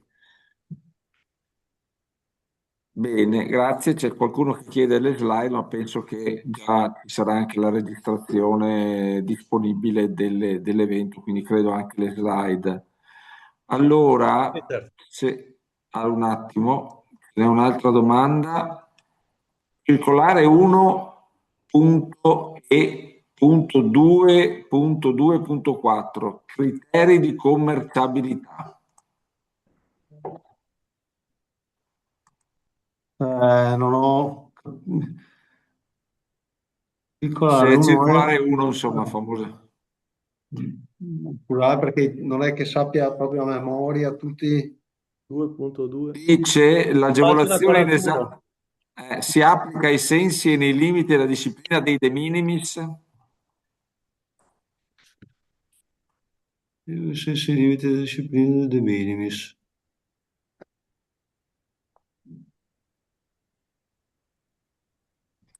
E bisogna ha già risposto dicendo Tommaso che ci saranno a disposizione le slide, insomma, ecco, quindi giusto per rispondere. Ah, sì. Poi un'altra domanda: come si determina il de minimis che recita la Comunità Europea? Mm. Stanno fioccando le domande. Su questo sono sincero, dovrei prendermi del tempo, lo dico Bene, le domande le conserviamo e le sì. possiamo gestire successivamente. Nel frattempo, allora, e quindi le teniamo queste domande. Io darei la parola, giusto per cortesia, alla Fondazione San Gaetano, dottor Matteo Ferratin, che illustra la scelta della Fondazione San Gaetano rispetto alla trasformazione in ETS o impresa commerciale. Quindi volevo passare la parola al dottor Ferracin. Matteo, ci sei? Sì, sì, ci sono, grazie Fabio. Mi Prego, sentite? prego. Sì. Se volete Allora, fare sì, altre domande, scrivetele pure che così verranno ancora considerate. Grazie. sì, oggi, buon pomeriggio a tutti anche da parte mia. Oggi mi è stato chiesto di presentare brevemente la Fondazione San Gaetano e quindi l'esperienza che sta compiendo per adeguarsi al codice del terzo settore con l'obiettivo di diventare un ITS non commerciale. Ora non vorrei raccontarvi solo che cosa abbiamo fatto dal punto di vista formale, ma mi piacerebbe invece far emergere che cosa questo processo ha significato per noi come ente che opera da diversi anni nell'ambito del sistema regionale dei servizi alla persona sociali e sociosanitari. Beh, la Fondazione opera nel settore delle dipendenze patologiche, della salute mentale, del disagio minorile e giovanile. E per noi la riforma non è stata solo un passaggio formale o di adeguamento normativo, ma un processo più ampio di evoluzione organizzativa e culturale, direi, che riguarda il modo in cui la Fondazione interpreta oggi e speriamo anche nel prossimo futuro il proprio ruolo nella comunità e il proprio modo di operare nel sistema del welfare regionale e nazionale, visto che accogliamo pazienti di fatto da tutta Italia. Quindi vi racconterò che cosa questa riforma ha significato per noi. E la riforma è stata innanzitutto, credo, un momento di verità per la nostra realtà. Infatti, la tentazione iniziale di viverla come un adempimento tecnico, come dicevo prima, cioè modificare lo statuto, adeguare gli atti e iscriversi a questo benedetto RUNS, ha lasciato presto spazio alla consapevolezza, di essere di fronte ad un'occasione imperdibile di cambiamento e di riflessione. E ci siamo posti domande importanti, significative, decisive. Chi è oggi la Fondazione San Gaetano? Qual è il nostro modello organizzativo, economico, organizzativo ed economico di riferimento? Siamo un ente commerciale, nella sostanza o solo nella forma? Quanto è sostenibile nel tempo, la scelta di ETS non commerciale? C'è il rischio di perdere per strada l'opera sociale che siamo, quindi l'origine della nostra esperienza. Siamo in grado di adattarci ai cambiamenti sociali e ai cambiamenti e alle sfide future. Queste sono le domande che hanno coinvolto la parte operativa, ma anche il Consiglio di amministrazione nei mesi scorsi. E sono domande che ci hanno profondamente provocato. E nel tempo abbiamo costruito una rete di comunità residenziali e siamo presenti appunto nella provincia di Vicenza e nella provincia di Padova con le nostre realtà. Abbiamo costruito servizi territoriali e professionalità che mettono al centro la persona, la sua storia e il suo percorso di cambiamento a partire dalla propria situazione di disagio, qualsiasi esso sia questo disagio. E la nostra identità è quella di una realtà che lavora in stretta collaborazione con il servizio pubblico, come molti di noi, in rete con il privato sociale, gli stakeholder di riferimento e, e ci assumiamo una responsabilità educativa, terapeutica e sociale. La nostra mission è questa, cioè in poche parole la centralità della persona, l'accoglienza, la professionalità degli operatori e del personale che ci lavora e l'integrazione tra gli interventi educativi, terapeutici e sociali. E accanto a questi valori negli ultimi anni è cresciuta e si è resa evidente in noi la consapevolezza della necessità di adattarci ai cambiamenti sociali, senza però perdere di vista la nostra identità e la nostra origine. Quindi perché non cogliere l'occasione della riforma per ripensarci e porre le basi per continuare anche nei prossimi anni eh, eh, rispondere al bisogno per cui la fondazione è nata senza appunto perdere l'origine. E su questo abbiamo fatto un lavoro. Il primo punto di lavoro è stato questo, cioè la fondazione è e vuole rimanere un'opera sociale che pur crescendo ed evolvendo nella risposta ai bisogni per cui è nata, non diventi un semplice erogatore di servizi, ma continui a mantenere una forte intenzionalità educativa e comunitaria. Il secondo punto di lavoro è stato questo, cioè in un contesto in costante cambiamento, in velocissimo cambiamento, perché rispondiamo a bisogni che sono in continua evoluzione, pensiamo al disagio giovanile, ad esempio, le persone accolte sono sempre più complesse e gravi. E quindi la domanda è stato, il punto di lavoro è stato come essere oggi ancora capaci di accogliere il bisogno delle persone e il loro disagio. Per noi quindi la riforma del terzo settore si inserisce in questo scenario e non poteva essere che così, che ha attivato un lavoro sul nostro modello economico e organizzativo per rafforzare l'integrazione tra le diverse aree, i servizi alla persona che sono il cuore della nostra attività, ma anche tutte le attività strumentali, l'amministrazione, il controllo, la logistica, gli accreditamenti, tutti i servizi trasversali, la comunicazione, la raccolta fondi e così via. Ora, venendo un po' più invece sull'aspetto più normativo, noi, come vi dicevo prima, abbiamo scelto di diventare ETS non commerciale. E questa non è stata una scelta comoda, semplice, immediata. Infatti, operando nell'ambito del sociale e sociosanitario, il confine tra attività istituzionale e dimensione economica è sempre molto delicato, no? Molto spesso ci diciamo, vediamo come va quest'anno, speriamo che l'anno prossimo vada come quest'anno, vada meglio. Quindi ci muoviamo in un clima di incertezza a volte e siamo consapevoli che questa scelta di essere appunto di diventare impresa non commerciale, scusate, ETS non commerciale, nel tempo potrebbe non essere la scelta migliore, perché rispettare, come ci dicevano appunto bene i relatori precedenti, l'equilibrio tra ricavi e costi richiesto agli enti ETS non commerciali dalla normativa non è sempre facile e non sarà probabilmente facile. E questo è un tema reale che ci siamo posti, no, nelle nostre valutazioni. E per questo intendiamo utilizzare in modo responsabile il cosiddetto periodo di transizione previsto per quest'anno e il prossimo anno, come uno spazio di verifica concreta per noi, un tempo necessario per comprendere se questa forma giuridica legata alla non commercialità dell'attività istituzionale sia effettivamente sostenibile nel medio periodo. E siamo consapevoli anche che esiste un rischio che è dietro l'angolo, forse più di un rischio, quasi una spada di Damocle, come ci raccontavano prima, quello cioè che durante o al termine di questo biennio la fondazione possa non riuscire a mantenere i requisiti della non commercialità e si trovi quindi nella condizione di dover valutare una diversa collocazione giuridica, portandoci quindi verso l'impresa sociale. Quindi abbiamo iniziato un percorso dove però la meta finale non è oggi completamente definita, certa.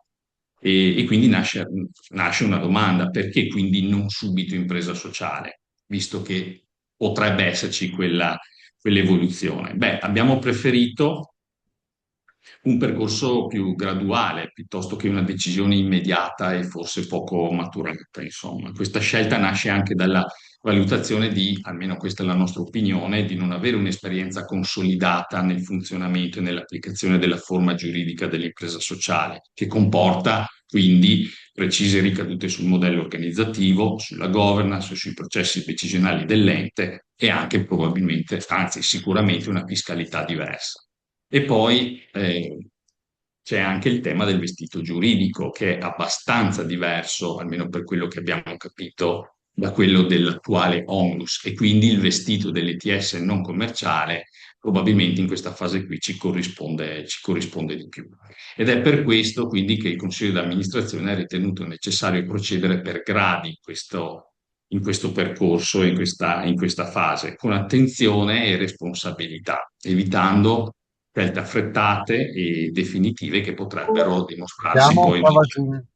nel lungo periodo, nel medio-lungo periodo non adeguate. Come vi dicevo prima, parallelamente al lavoro sullo statuto è stato avviato un lavoro di revisione sulla governance, sui ruoli, sui processi decisionali. La Fondazione sta lavorando, come vi dicevo, integrando le varie aree. C'è una crescente attenzione alla sostenibilità economica e organizzativa, non come fine, ma come condizione necessaria per garantire continuità e qualità dei servizi. E un altro elemento centrale su cui ci siamo impegnati è, credo di appunto sfondare una porta aperta, è la valorizzazione delle risorse umane, in un contesto in cui reperire e mantenere professionalità qualificate nel sociale è sempre più complesso e complicato. Però, insomma, abbiamo fatto esperienza di questo percorso. Nel fare questo, ci siamo accorti che la parte più impegnativa non è quella giuridica e normativa, paradossalmente, ma quella culturale, cioè quella delle scelte di fondo, le scelte importanti, quelle che mettono in qualche modo in discussione la qualità dei servizi oggi e la continuità dell'ente nel tempo. Un ulteriore aspetto che abbiamo in qualche modo toccato e verificato è che il passare da onlus a ETS o in generale entrare dentro il terzo settore significa anche per molti dei nostri enti e sicuramente per la Fondazione San Gaetano rafforzare anche tutti quelli che sono gli strumenti di trasparenza e rendicontazione. Quindi non solo la rendicontazione economica, il bilancio ETS o i nuovi principi contabili che abbiamo appunto ascoltato nelle due relazioni precedenti, ma anche il tema della rendicontazione sociale, capace di raccontare l'impatto sociale che l'attività della fondazione svolge realizza nei territori nei quali da tempo operiamo. Ho sentito parlare di bilancio sociale, ecco, questo per noi è uno strumento che racconta la nostra attività, anche questo l'abbiamo vissuto non come obbligo ma come occasione interessante per poter far conoscere ai nostri partner l'esperienza della Fondazione San Gaetano. Però abbiamo l'impressione, quindi insomma ci siamo molto impegnati nel bilancio sociale in questi anni perché per noi è da qualche tempo cogente, ma ci rendiamo conto che probabilmente questo non basta più perché ci verrà chiesto di crescere e di migliorare anche nella capacità di rendere evidente e valutare l'impatto sociale nei territori nei quali siamo presenti, l'impatto sociale non dal punto di vista solo, cioè una valutazione di impatto non solo quantitativa ma anche qualitativa delle attività che la Fondazione realizza nei vari territori. E questa, secondo noi, è una sfida decisiva per consolidare la fiducia degli enti pubblici, dei nostri partner, dei nostri donatori e della comunità nel suo insieme, affinché la Fondazione sia sempre più percepita come un'esperienza utile al territorio e un bene comune, visto che insomma rispondiamo a un bisogno della collettività, anche se non di tutta la collettività, ma di una parte della popolazione. Arrivo alla conclusione, insomma, guardando al futuro, la Fondazione vede questo percorso che abbiamo intrapreso come ETS non come un punto d'arrivo, evidentemente, ma come una base su cui continuare a costruire sviluppo e innovazione, almeno ci stiamo provando. E se devo sintetizzare cosa abbiamo imparato fino ad oggi da questa riforma, direi tre cose. La prima è che la forma giuridica non è neutra, incide sul modo in cui un ente pensa a se stesso. La sostenibilità economica non è un tema meramente amministrativo, ma strategico, perché dice della capacità dell'ente di rispondere qualitativamente ai bisogni per cui è nato e nel tempo dice della possibilità di una continuità dell'opera, della risposta al bisogno. E la riforma, nello specifico, può essere un'opportunità di maturazione, almeno per noi, e questo si sta in qualche modo evidenziando. Evidentemente se non la si vive come un semplice obbligo di adeguamento statutario. Quindi in conclusione direi questo: oggi non sappiamo con certezza quale sarà la forma definitiva della Fondazione San Gaetano tra qualche anno alla fine di questo percorso, ma siamo certi che questa strada che abbiamo iniziato di adeguamento al codice del terzo settore non cambierà ciò che la Fondazione San Gaetano è e sarà, ma se ben guidato può sicuramente rafforzare il modo con cui può continuare a svolgere il proprio ruolo nella società civile. Grazie. Grazie Matteo, grazie soprattutto per non aver parlato solo delle applicazioni e adeguamenti normativi, ma soprattutto la cosa più importante per la nostra realtà, cioè il senso di esistere, il senso della nostra presenza. E forse credo che la difficoltà della normativa di comprendere questo aspetto sia nel fatto che, grazie a Dio, in Italia c'è una ricchezza di attività che si prendono cura degli altri, di creatività nella presa in carico dei bisogni, per cui una normativa inevitabilmente non poteva comprendere tutte. Quindi ecco, credo che il passaggio sia importante, quello che hai citato, per cui sia uno stimolo alla riflessione, ma al tempo stesso sia una capacità di restituire al legislatore delle osservazioni che possano poi comprendere un supporto vero, reale a quello che è il bisogno delle persone, che le nostre realtà interpretano e danno risposte, perché questa è la cosa più importante. Grazie, grazie Matteo. Grazie dell'occasione, grazie. Grazie. Per quanto riguarda le domande, allora c'è stata una risposta scritta alla domanda sugli accantonamenti, dove sostanzialmente riassumeva il fatto che nel momento in cui si applicano i principi civilistici contabili, gli accantonamenti concorrono al calcolo della non commercialità. Per quanto riguarda invece un'altra domanda, ecco, forse questa è una domanda più per Alessandro. Nel caso di fondazioni con diverse attività, scuola, centro servizi, che si trasformano in imprese sociali, deve prevedere una partecipazione del personale e dell'utenza per ogni singola tipologia di attività, oppure potrebbe per assurdo prevedere la partecipazione di una sola di queste attività, ad esempio scuola moderna, non delle altre? Questa domanda per Alessandro.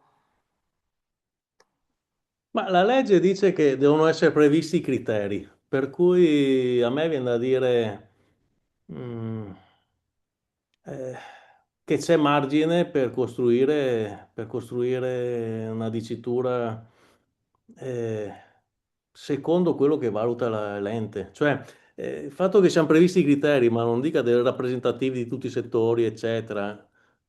Ad esempio, in CDA ce ne deve essere uno, evidentemente non potrà rappresentare tutti i settori, non so. Mettiamoci la testa nello scrivere i criteri, questo mi viene da dire.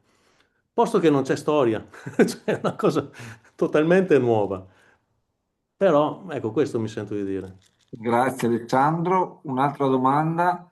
Non ho sentito parlare dell'esclusione dai ricavi, ai fini delle valutazioni di commercialità, degli importi di partecipazione alla spesa a carico degli utenti. Forse questa per Paolo. Allora, mi verrebbe da dire che mi sembrerebbe che negli importi di compartecipazione alla spesa a carico degli utenti, anzi, si tratta di capire se c'è quella caratteristica di corrispettività oppure meno in questa compartecipazione, se cioè gli importi che gli utenti versano all'ente sono a fronte dei servizi o partecipano a fronte dei servizi ricevuti, oppure se manca questa proporzione rispetto ai servizi ricevuti. Se manca, siamo in ambito di non corrispettività e quindi non rientrano nel calcolo del test di commercialità. Se invece questa compartecipazione è in proporzione ai servizi ricevuti, evidentemente ha più le caratteristiche di corrispettività, quindi dovrebbe rientrare. Io credo però che siamo più nel primo caso che nel secondo, quindi io credo che insomma non debbano essere comprese nel test di commercialità. Grazie. A questo punto mi corre d'obbligo presentare la scelta della Fondazione Opera Immacolata Concezione. Se volete fare altre domande, scrivetele pure. La scelta della nostra fondazione, allora la Fondazione Opera Immacolata Concezione è una realtà che comprende residenze per anziani, servizi scolastici, servizi per disabili e ha 12 realtà in Veneto per un totale di 2200 ospiti e circa 1700 collaboratori. Quindi il tema della scelta era un po', come dire, complesso, perché è chiaro che in realtà come la nostra non sono molte, e quindi quando si parla di ETS non commerciale rispetto a una realtà che ha un patrimonio importante, è chiaro che si fa fatica a pensarlo. Quando si pensa che se essere no profit voglia dire non creare valore, ecco, mi ricordo bene il nostro presidente fondatore, professor Ferro, ci teneva a parlare di not for profit più che non profit, nel senso che tu puoi creare valore ma non chiamarlo profitto, ma comunque crei valore sotto diverse forme, e Matteo ce l'ha spiegato prima. Quindi in effetti questa normativa non interpreta correttamente tutte le realtà, l'ho detto prima, cioè le realtà sono molto più variegate di quelle che la normativa oggi ci hanno spiegato i nostri rettori. Si divide in due realtà, o sei una cosa o sei l'altra. Faccio l'esempio: quando la vice ministra Bellucci, che è, come dire, preposta a queste realtà, ha detto: beh, sicuramente voi siete un'impresa sociale. Gli abbiamo detto con calma, cioè nel senso, non abbiamo ben chiaro che cosa vorrà dire. Quindi la scelta della Fondazione Opera Immacolata Concezione è stata quella di proseguire il percorso di prima, nel senso che le variazioni, le variabili fiscali da analizzare erano talmente pesanti, perché stiamo parlando di, faccio un esempio, nel nostro bilancio che pubblichiamo si possono leggere, per esempio noi di IRAP paghiamo 1 milione all'anno, quindi capite che insomma la variazione non è proprio una cosettina da poco. Gli ammortamenti o le voci di accantonamenti, stiamo parlando di svariate centinaia di migliaia di euro, quindi voglio dire, una piccola interpretazione e variazione fa cambiare molto in termini di creazione di valore. E dall'altra parte il non cambiare niente, sì, non era forse la scelta migliore, ma in questo momento è la scelta che abbiamo operato, cioè le variazioni sono talmente rischiose rispetto alla dimensione, alla varietà di servizi che abbiamo preferito dire rimaniamo fermi in questo percorso.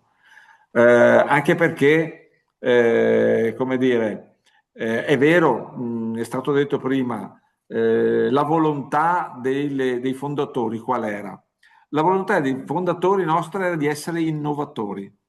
Quindi, come dire, se noi dobbiamo guardare al futuro, cosa sono i nostri servizi, noi abbiamo per esempio molti servizi in convenzione, ospedali di comunità, hospice, URT, stati vegetativi, ne abbiamo in diverse realtà, stiamo aprendo anche servizi RSA disabili. Quindi, ecco, essere innovatori e cercare quindi sempre delle risposte nuove in un panorama che cambia, e cambia così radicalmente. Devo dire che non abbiamo fatto, secondo me, la scelta migliore in termini innovativa, ma la scelta migliore in termini di garanzia.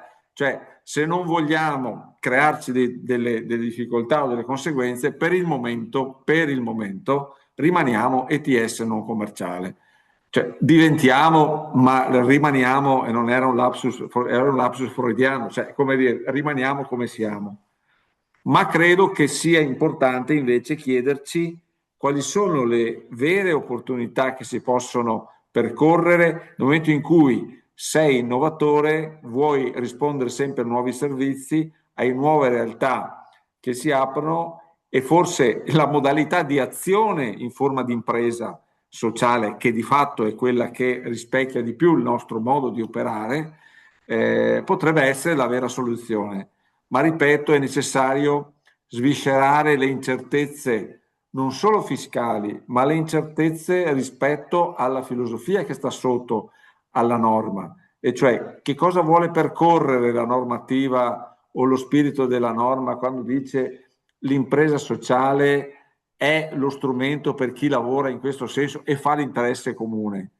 Perché poi mi fai pagare l'IMU, e allora dico, ma lo spirito qual è allora? Prima non la pagavo, adesso la pago. La Lombardia non fa pagare l'IRAP, il Veneto sì. Allora, qual è a livello nazionale la visione rispetto al sostegno di queste realtà? Ecco, io credo che ci sia ancora troppo da risolvere per poter fare una scelta, passiamo il termine, rivoluzionaria o evolutiva, una scelta evolutiva, verso una organizzazione che sia più rispondente ai bisogni delle persone attraverso una formula che la Fondazione ha sempre proseguito, che è quella di essere un ente che fa innovazione. Noi nasciamo come associazione nel 96-97, mi pare, siamo diventati Fondazione Onlus, quindi non siamo, come dire, contrari o non abbiamo difficoltà a cambiare natura pur di ripercorrere sempre lo spirito di servizio che ci rappresenta e che ci caratterizza. Io credo che questo sia un po' stata la natura della scelta. Vogliamo guardare al futuro, ma le incertezze di oggi non ci consentono di spostarci troppo da dove siamo. Per quanto riguarda invece la riflessione rispetto alla partecipazione di rappresentanti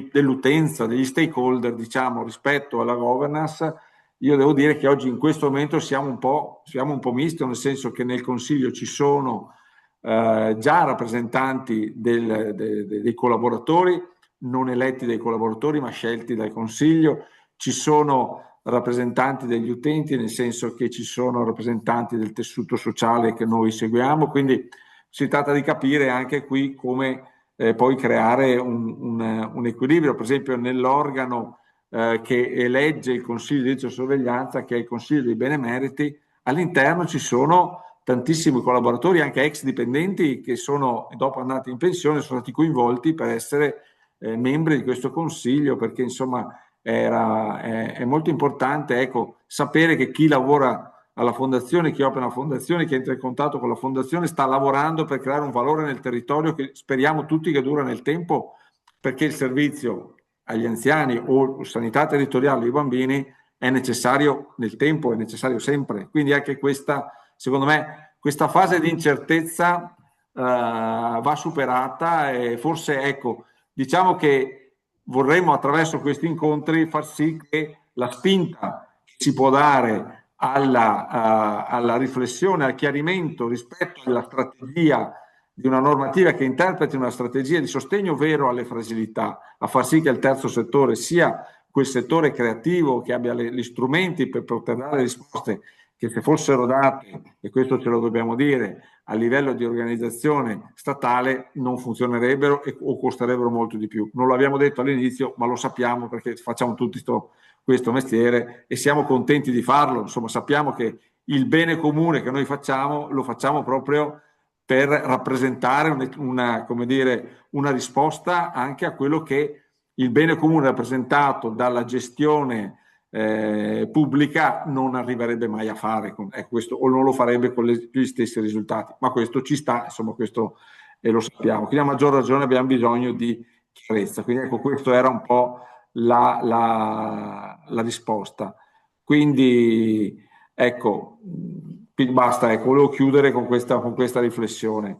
Ci sono dei ringraziamenti, ve li lascio leggere. Io veramente voglio ringraziare tutti i relatori, ringraziare per l'iniziativa, ringraziare perché Un'EBA Veneto è riuscita a dimostrare la ricchezza di competenze, di presenze nel territorio, l'attenzione portata a questo webinar. Credo che sia uno stile, lo diceva prima il nostro presidente regionale, che dobbiamo proseguire, anche perché, ripeto, le variazioni e gli aggiustamenti normativi avvengono nel momento in cui c'è anche una partecipazione dal territorio, dal basso, dove si dice guardate che le esigenze nostre sono queste. Io credo che il ruolo di un'EBA in generale, un'EBA Veneto, un'EBA nazionale, sia raccogliere queste esigenze e poterle presentare nei luoghi istituzionali preposti per poter, diciamo, centrare meglio quelle che sono le normative alle esigenze dei nostri assistiti e che sono persone fragili che hanno bisogno di noi. Quindi ringrazio tutti e mi sento di dire alla prossima. Grazie veramente a tutti e grazie in particolare a Tommaso anche per il supporto all'organizzazione. Grazie, arrivederci a tutti. Buona serata.